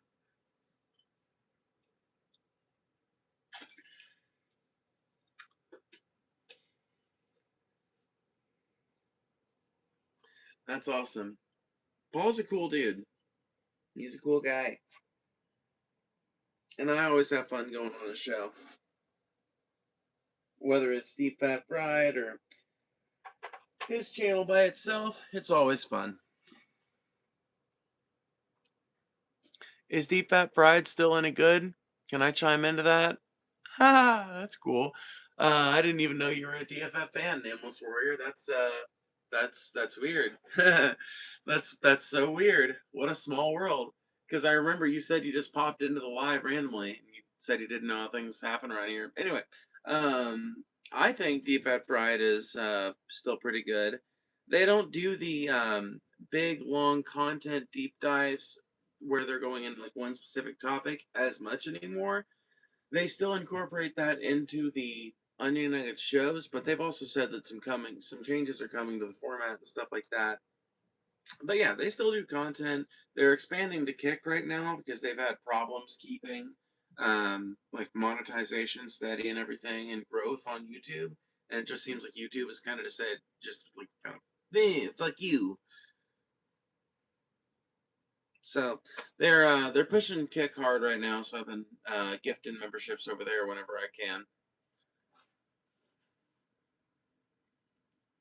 But yeah, I've been on there a few times now in the last 2 or 3 months, and I've had a ton of fun every time I went on. They did a conspiracy show just the other day that I thought was genuinely fascinating, and I rewatched it several times. Fuck, you made me cheers out and I pounded my drink basically doing a shot when I walked out and saw pounding bourbon. Oops. Ah, Cotton 4K. Cotton 4K.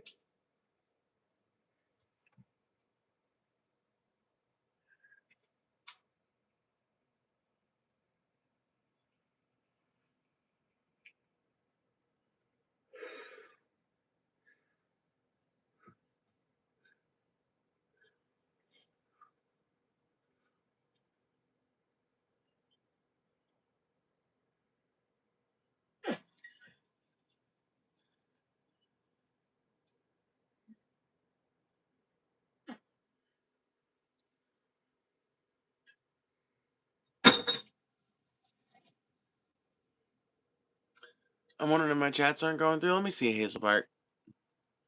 Deep throat in the Jack Daniels? Yep. No, she thick. Absolutely. They might not be going through, Hazel. I see your question. Let me see. We're not still on the topic of religion anymore, but I'd love to hear your thoughts on Spinoza's God. Science itself is the God we should worship and know on a deeper level. So I desperately want to read some Spinoza. I want to read his ethics and some shit like that to actually be able to respond more fully to this. But I think if I understand the concept on a layperson's level without having read Spinoza, merely having had his ideas described, I think that it's kind of. I think that I cannot help but credit Baruch Spinoza, at least partly, for the development of my own axioms, in that he inspired the thinkers who would later codify ideas like happiness being a scientifically quantifiable concept, and that quantification being something that policy can affect, and that you can measure what does better and what does not. Like, I think that that is such a critical element in considering the like and I don't know what you call it, like scientific politics or something. The idea of like pursuing solutions that are proven to work.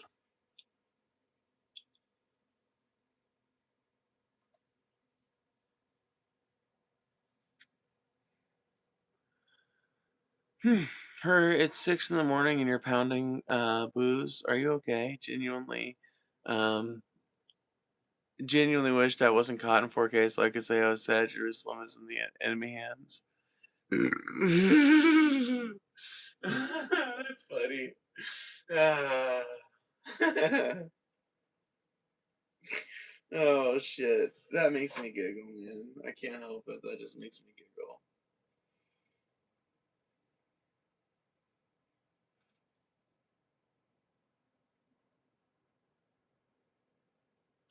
You know, Spinoza might have the most poetic life of any of the philosophers out there. Any of the ones we know to have existed. The man was like a transcendentally valuable philosopher. And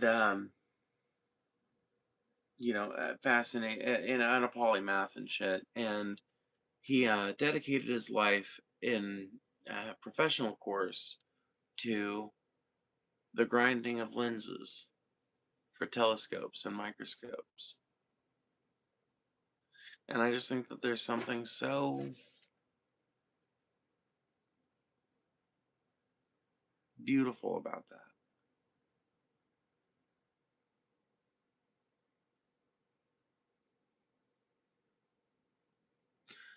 All the long years that have gone down since the death of Baruch Spinoza.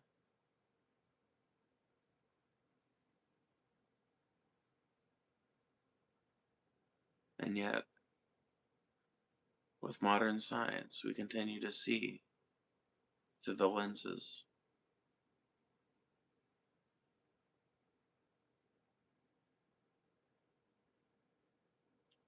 on whose dust he eventually choked.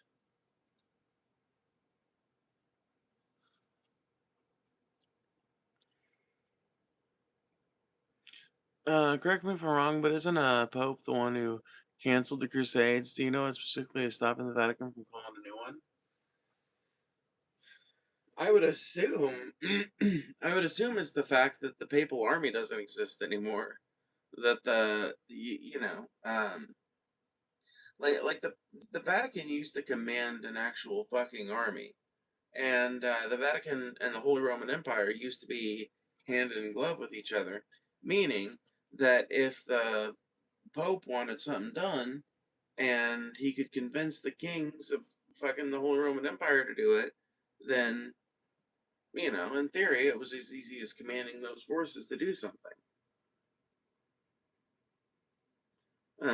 But as Stalin once said of the Pope, uh, where are his legions?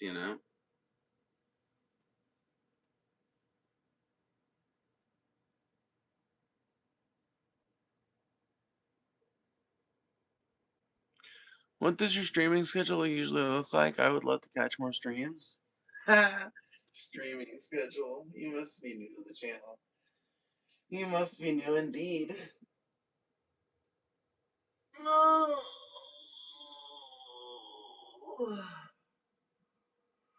I do need to come up with one. I really need to come up with one. But I tell you what, I'm not going to be able to until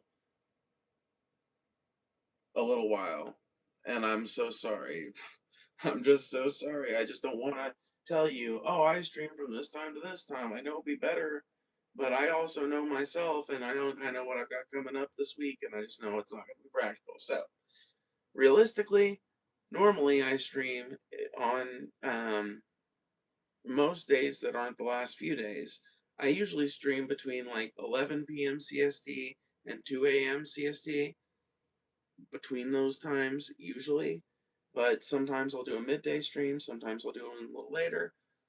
All of these vertical streams are pretty much the same way, and the only time they'll be different is if you see me doing one where I'll have a desktop stream running and a vertical stream running. You can watch either format that works best with your phone, and um,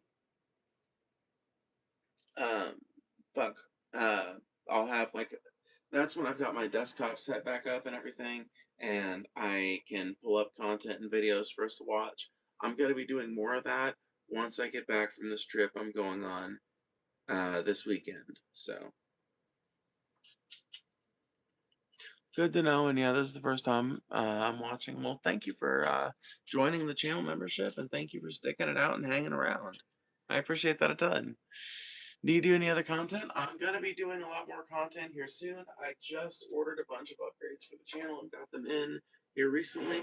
So one of the big things I've got to do today, if I can manage it, is try and get my computer set back up and put back together so that way I can um, put it through its paces and make sure it's good to go, and I can start making content again. And then I'm going to be doing video essays, and eventually I want to start making like little documentaries. But we'll see. We'll see what happens.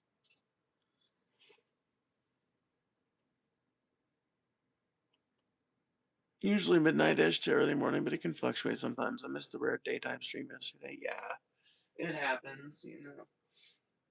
That one was particularly rare. I just needed something to do when I still had the energy to do it, and figured, well, that's a good way to add a little bit of attention to the channel, get a few more views while I'm feeling energetic and like it. It worked out. Good night, y'all. I'm out of here. Well, good night, Nameless Warrior. Thank you for hanging out and being chill and everything. We appreciate the fuck out of you.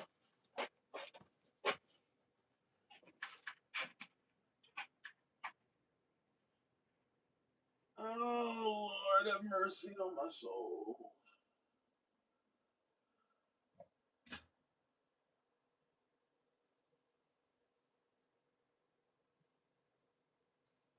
Hey, he's bathroom.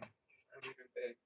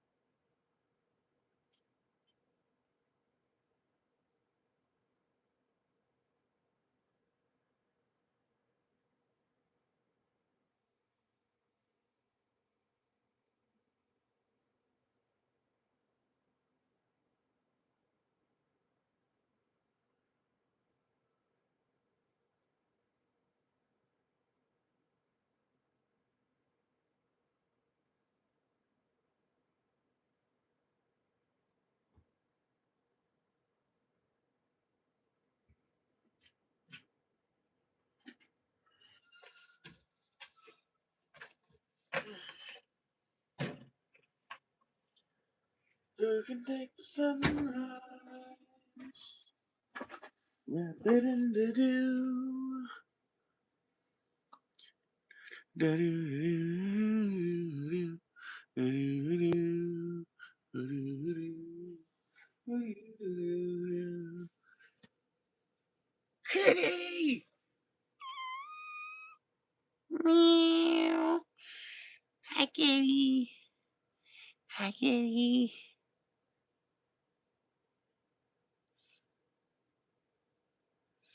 Hi, kitty.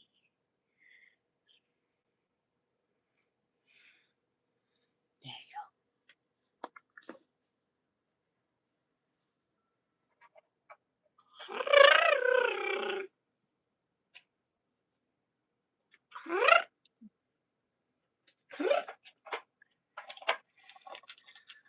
That's my favorite cat noise. You guys ever had a cat that does that shit? Cat starts going, goes, "Hut!"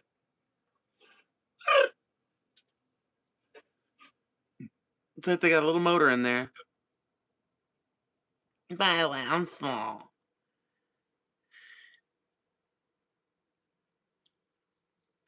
I know, she has a very enunciated meow sometimes. It's the cutest thing.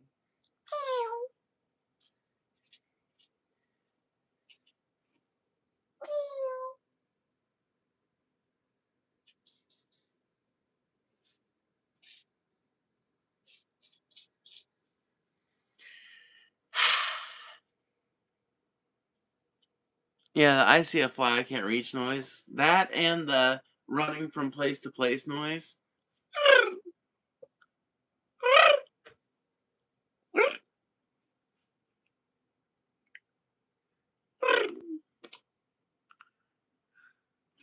My daughter's fourth word now is kitty. Aww. That's adorable. That's so cute.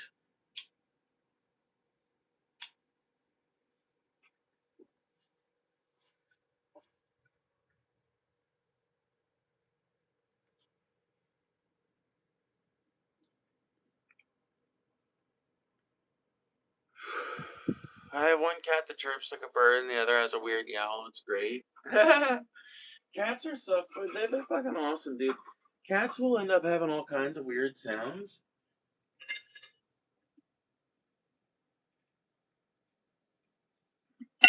And the reason, from my understanding, is fucking fascinating. So you know what the reason is why they have all these weird different sounds? Like, the reason why they have all these weird different sounds is because they are not meant, I guess you could say they're not meant to be um meowing as adults.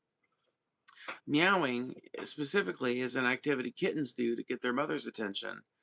And it's a thing that most cats will grow out of when they get to adulthood.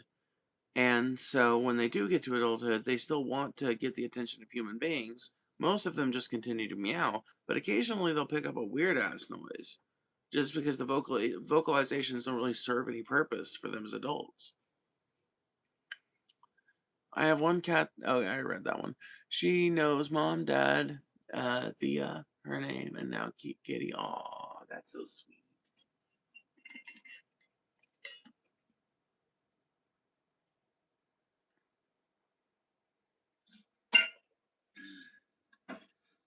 They're our babies forever. Yep, that's how they look at it.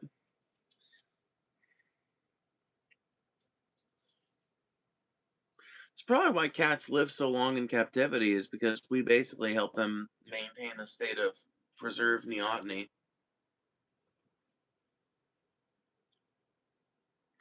Merlin, the Yowler, sometimes will do an angry warbled yell at the neighborhood outdoor cat from his catio.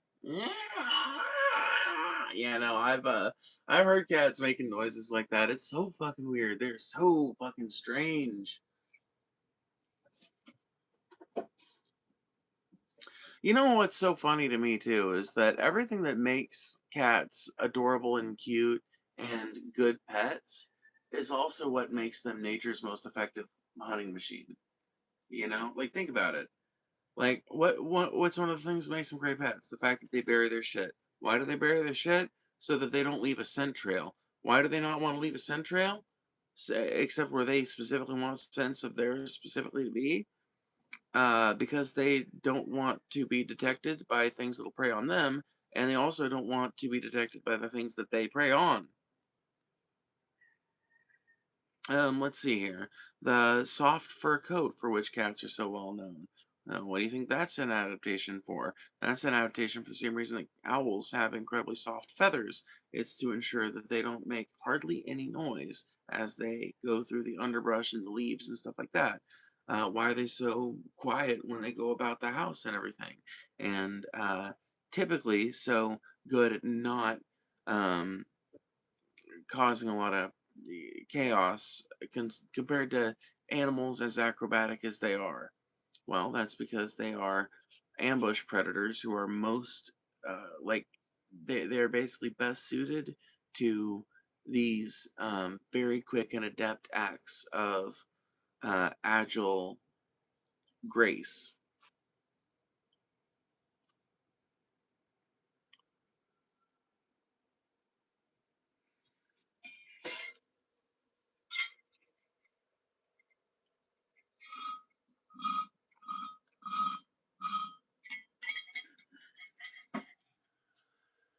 Everything cute about cats is scary when it's a ghost, knocking stuff over, creeping around at night, scratching you, etc. True. Very true. Screaming when the house is empty. Yes.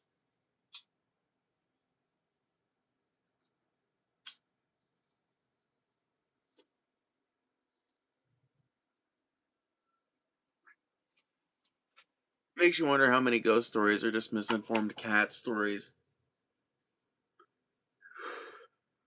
It's like Tucker Carlson talking about how he was in bed with his four dogs and woke up with scratches on his back.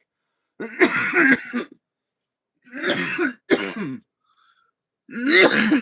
then blaming it on demons.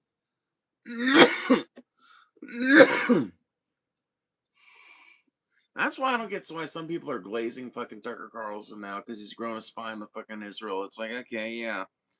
Stopped clock's gotta shine on a dog's ass at some point in the glass house, right? But fuck. He's fucking Tucker Carlson. He's a fucking retard. Lion retard, too. Openly admitted lion retard.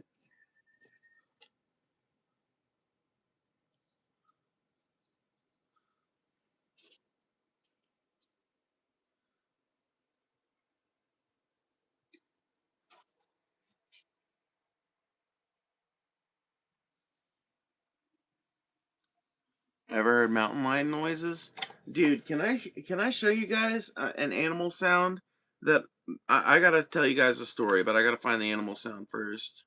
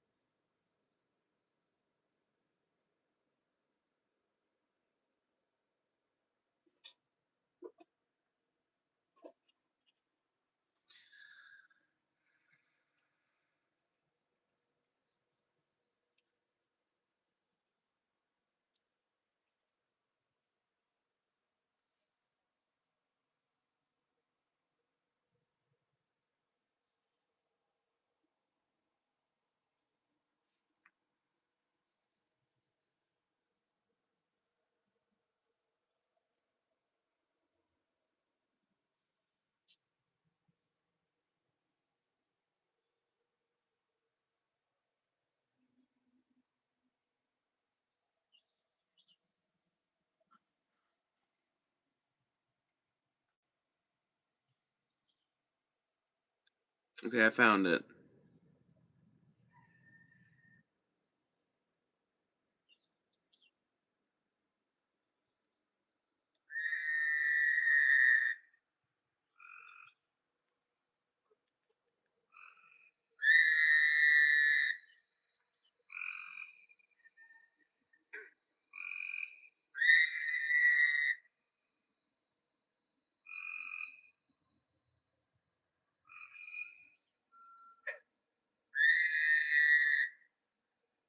Okay, you guys hear that? Have a piece enough to deal with that. She was old, but still sucks. Have a good one, folks. Alrighty. Have a good one. Fuck. Legit, as we're talking about cats, my parents just texted me our first cat just passed. Fuck. Oh man, Joey, that sucks. I'm so sorry, bro. I hope you have a better day for the rest of the day, though. That sucks, man. Fuck. That is lame. That is so lame.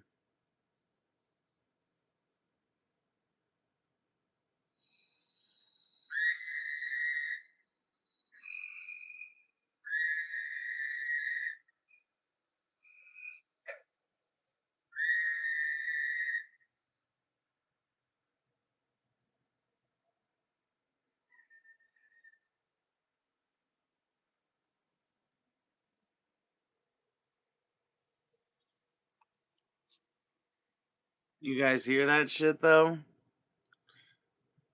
I can't tell you the story till you tell me if you heard it. Woo, woo, woo, woo, woo. But da da da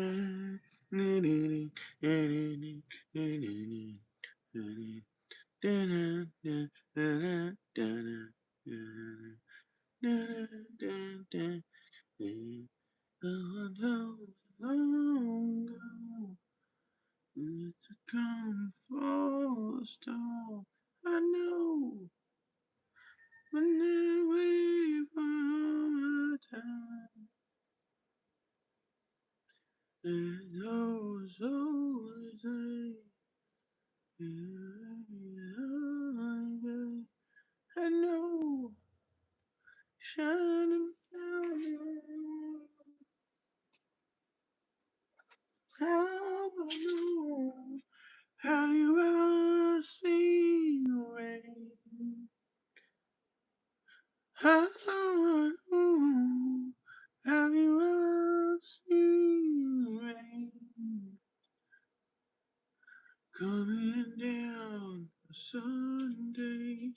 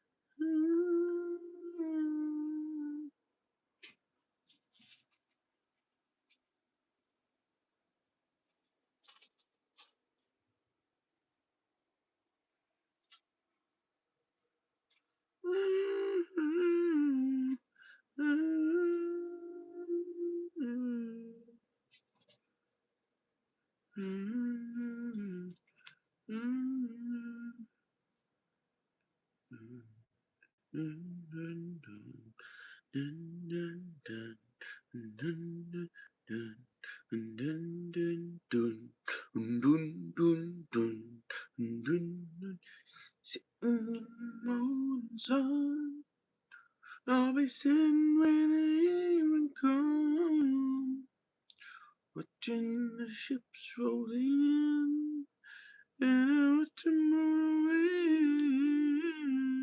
Oh, let on be one I know. Oh, not gonna be when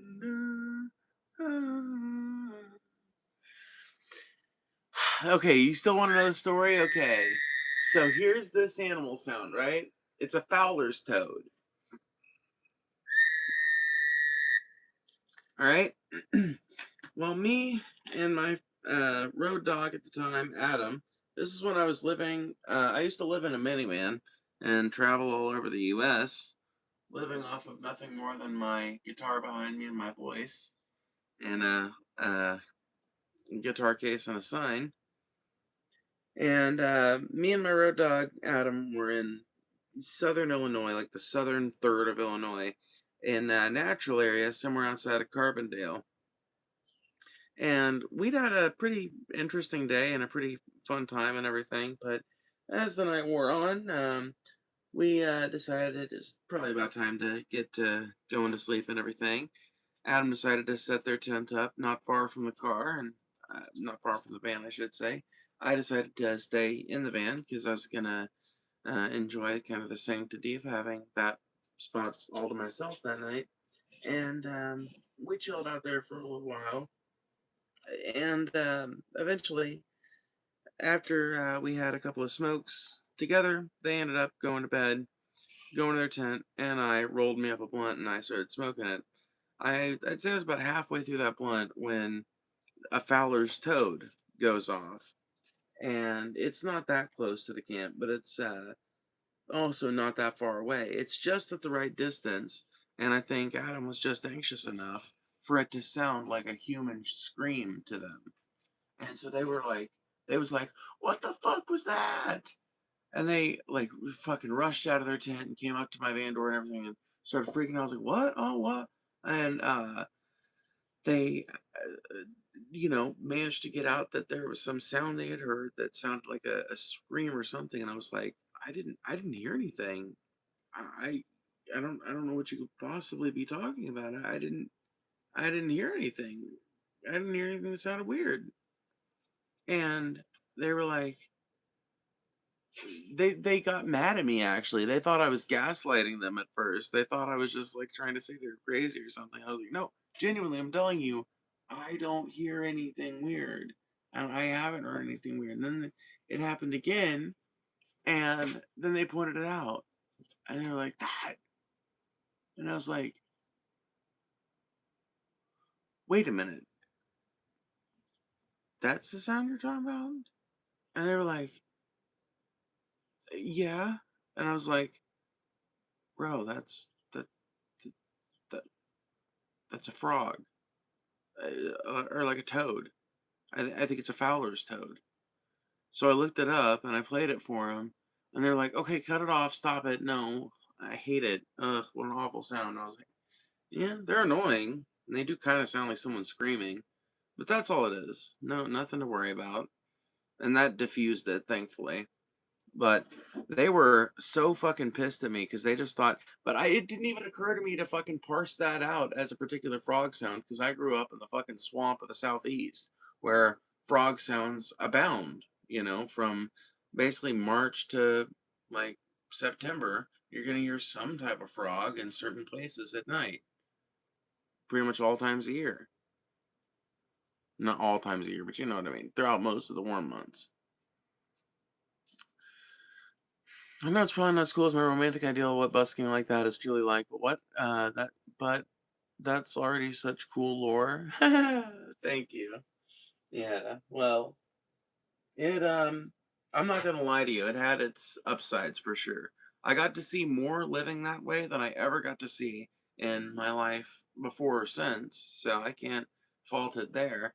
And it certainly was an act of living deliberately, where my decisions mattered, and whether I acted with prudence meant something. And certainly I learned a lot from the experience, lessons I would never take back. But it was also a very hard life, and there was a lot of things that I had to deal with living that way that I would never have had to deal with had I lived a more conventional life, or had I not been subject to some of the deprivations that led me there.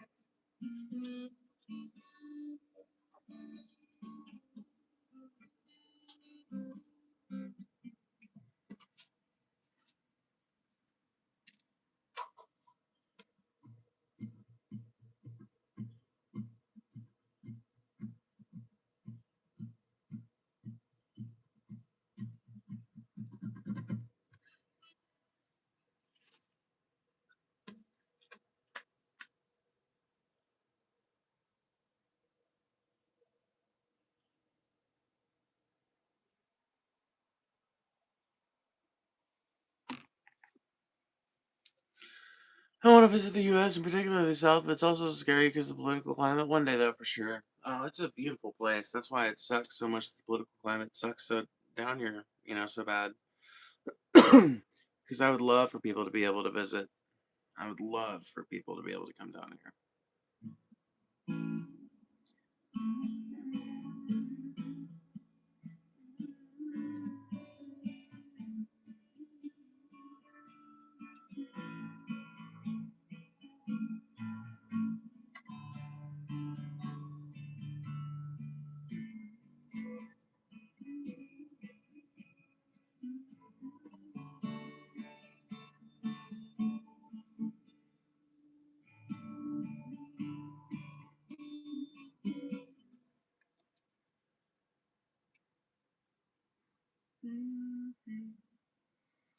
Oh man, okay, I'm gonna try and play this song. Did you ever check out Big Thief, Phoebe? I think I did, but I need to check it out again. Because I did, and then I got distracted. Other things ended up on my playlist, and then I stopped listening to music for like a week. So give me an opportunity to check it out again. Don't give up on me.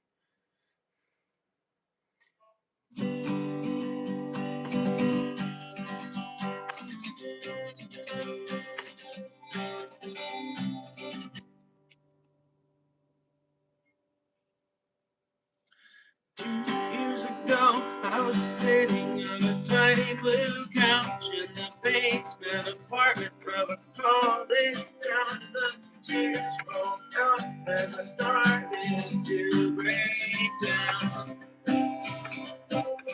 'Cause I was lost, I was scared, I was graduating school for the first time in my life. I felt so unprepared, with no idea what direction I was heading to.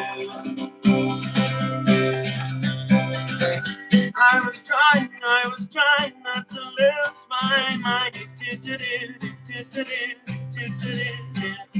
Yes, I was trying not to lose my mind.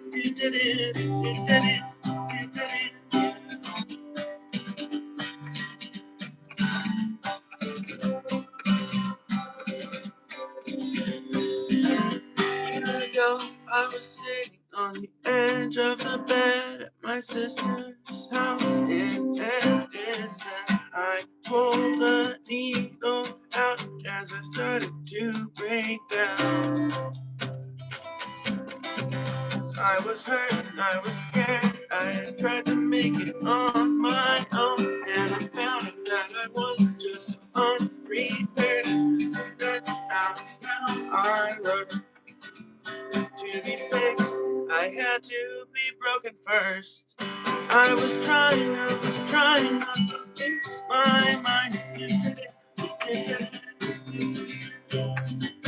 I was trying to stop getting addicted.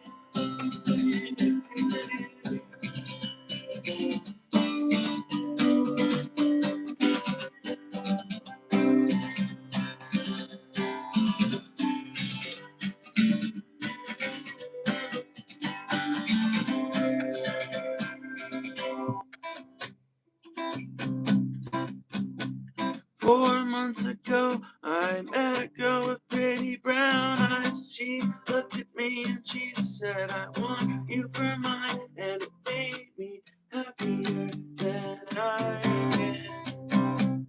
Well, in a long time. When I found her, I was scared. Love never seems to come when I'm prepared. And I want to write her a song, but every time I try, the words never seem to come out right.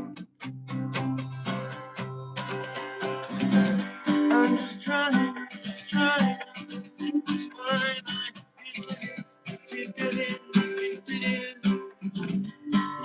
Makes me that she makes me lose my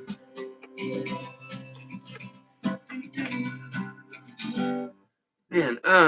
I'm gonna have to learn that song more fully because I think I could actually do a good cover of it. But that was Timeline by Apes of the State.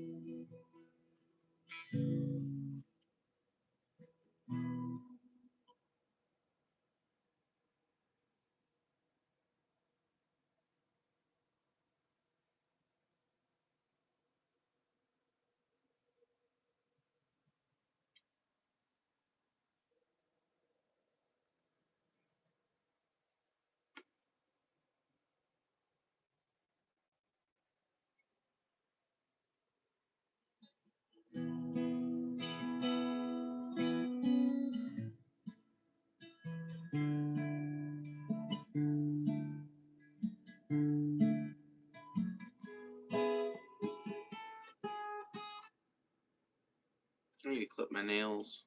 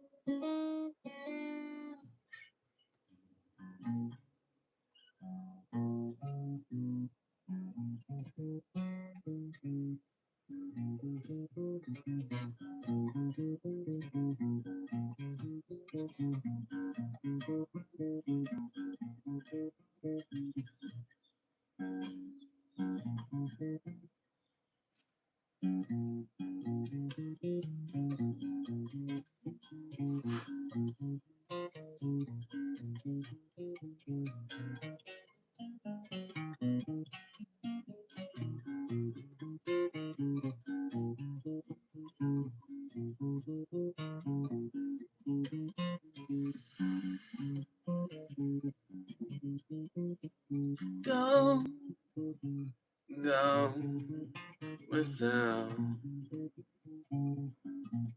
till the need sleeps in love anymore.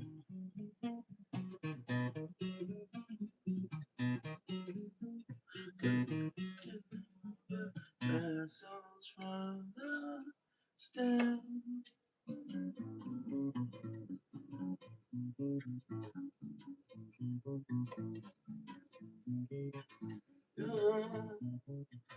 Go, go without till the need sleeps in love anymore.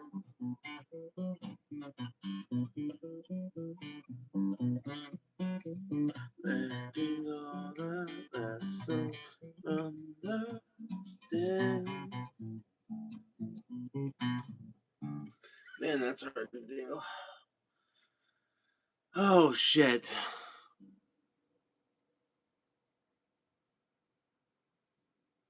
I see why you're a traveling busker. I'm really not even playing any of the songs I used to play when I busked either. I used to play more songs that would be benefited from the loudness. I can play one of those before we get out of here.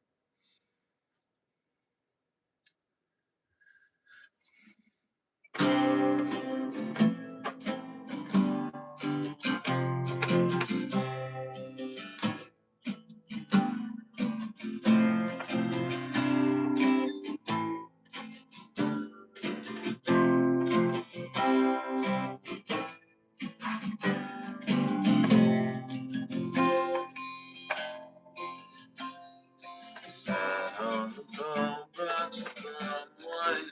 We watched the popcorn and swallowed a bridge on the bay. I'd like to live here, but I'm stuck in high gear, sweating and freezing 3,000 away. Open Kentucky, 3 Mile Islands, coal fires buckle, miners highway. I'd love just to leave here, but it's good to see you. Down, down, bust out city, PA. Where we all come from, who's tied up in black blood, and another brown beater, a boxer, and say, we finally got the made here, cause they opened this up, never fought ever again.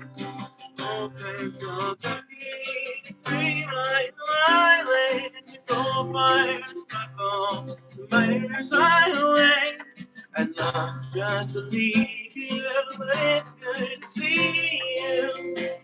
And open down, Lost House City, PA.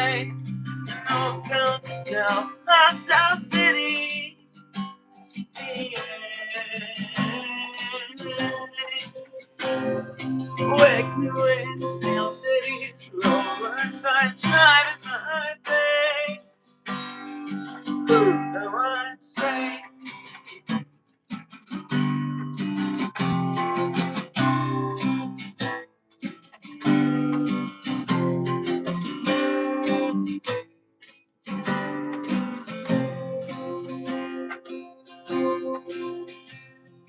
Was that a peep show with drive-through windows?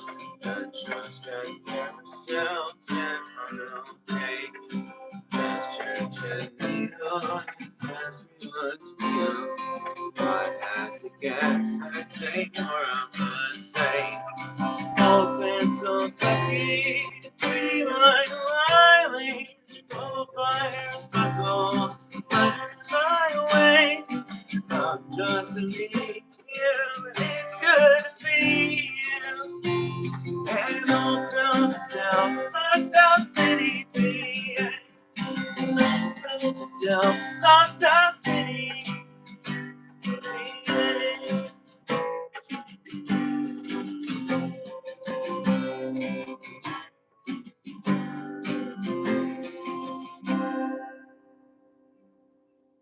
Hell yeah.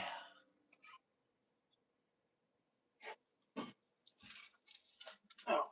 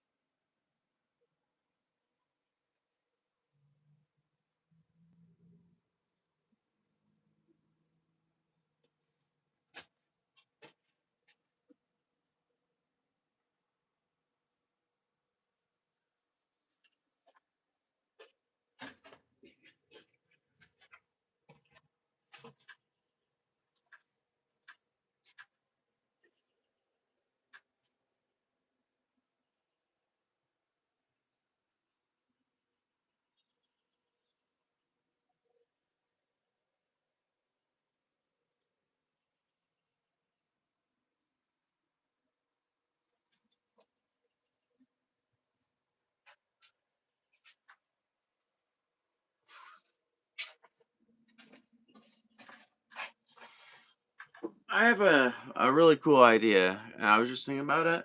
What if we didn't feed kids to the to the orphan grinding machine? What if we didn't what if we didn't do that?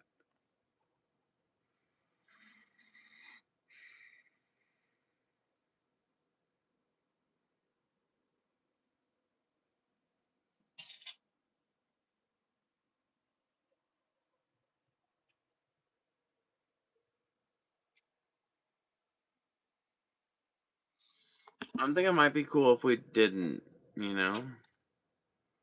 I might just be a weirdo though.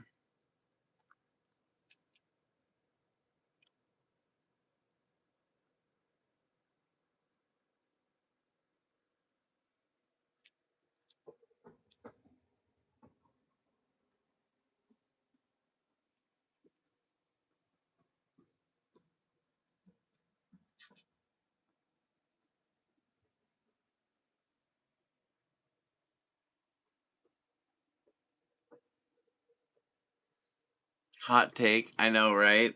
It is a pretty crazy hot take. I know, I'm crazy. I'm very crazy. Very tragically hip-esque, love it. I'm glad you enjoyed it. I'm about to be getting off here though, guys. Oh, gonna be getting ready to feed the animals and hopefully I can get my son's room finished tonight. Or today. This morning. Whatever. You know what I mean. Oh, God. Fuck. Oh, shit. Okay. Like, eepy Phoebe. Shut up. I'm not gonna go sleep. I'm just kidding. I'm probably gonna go sleep. Anyway, bye.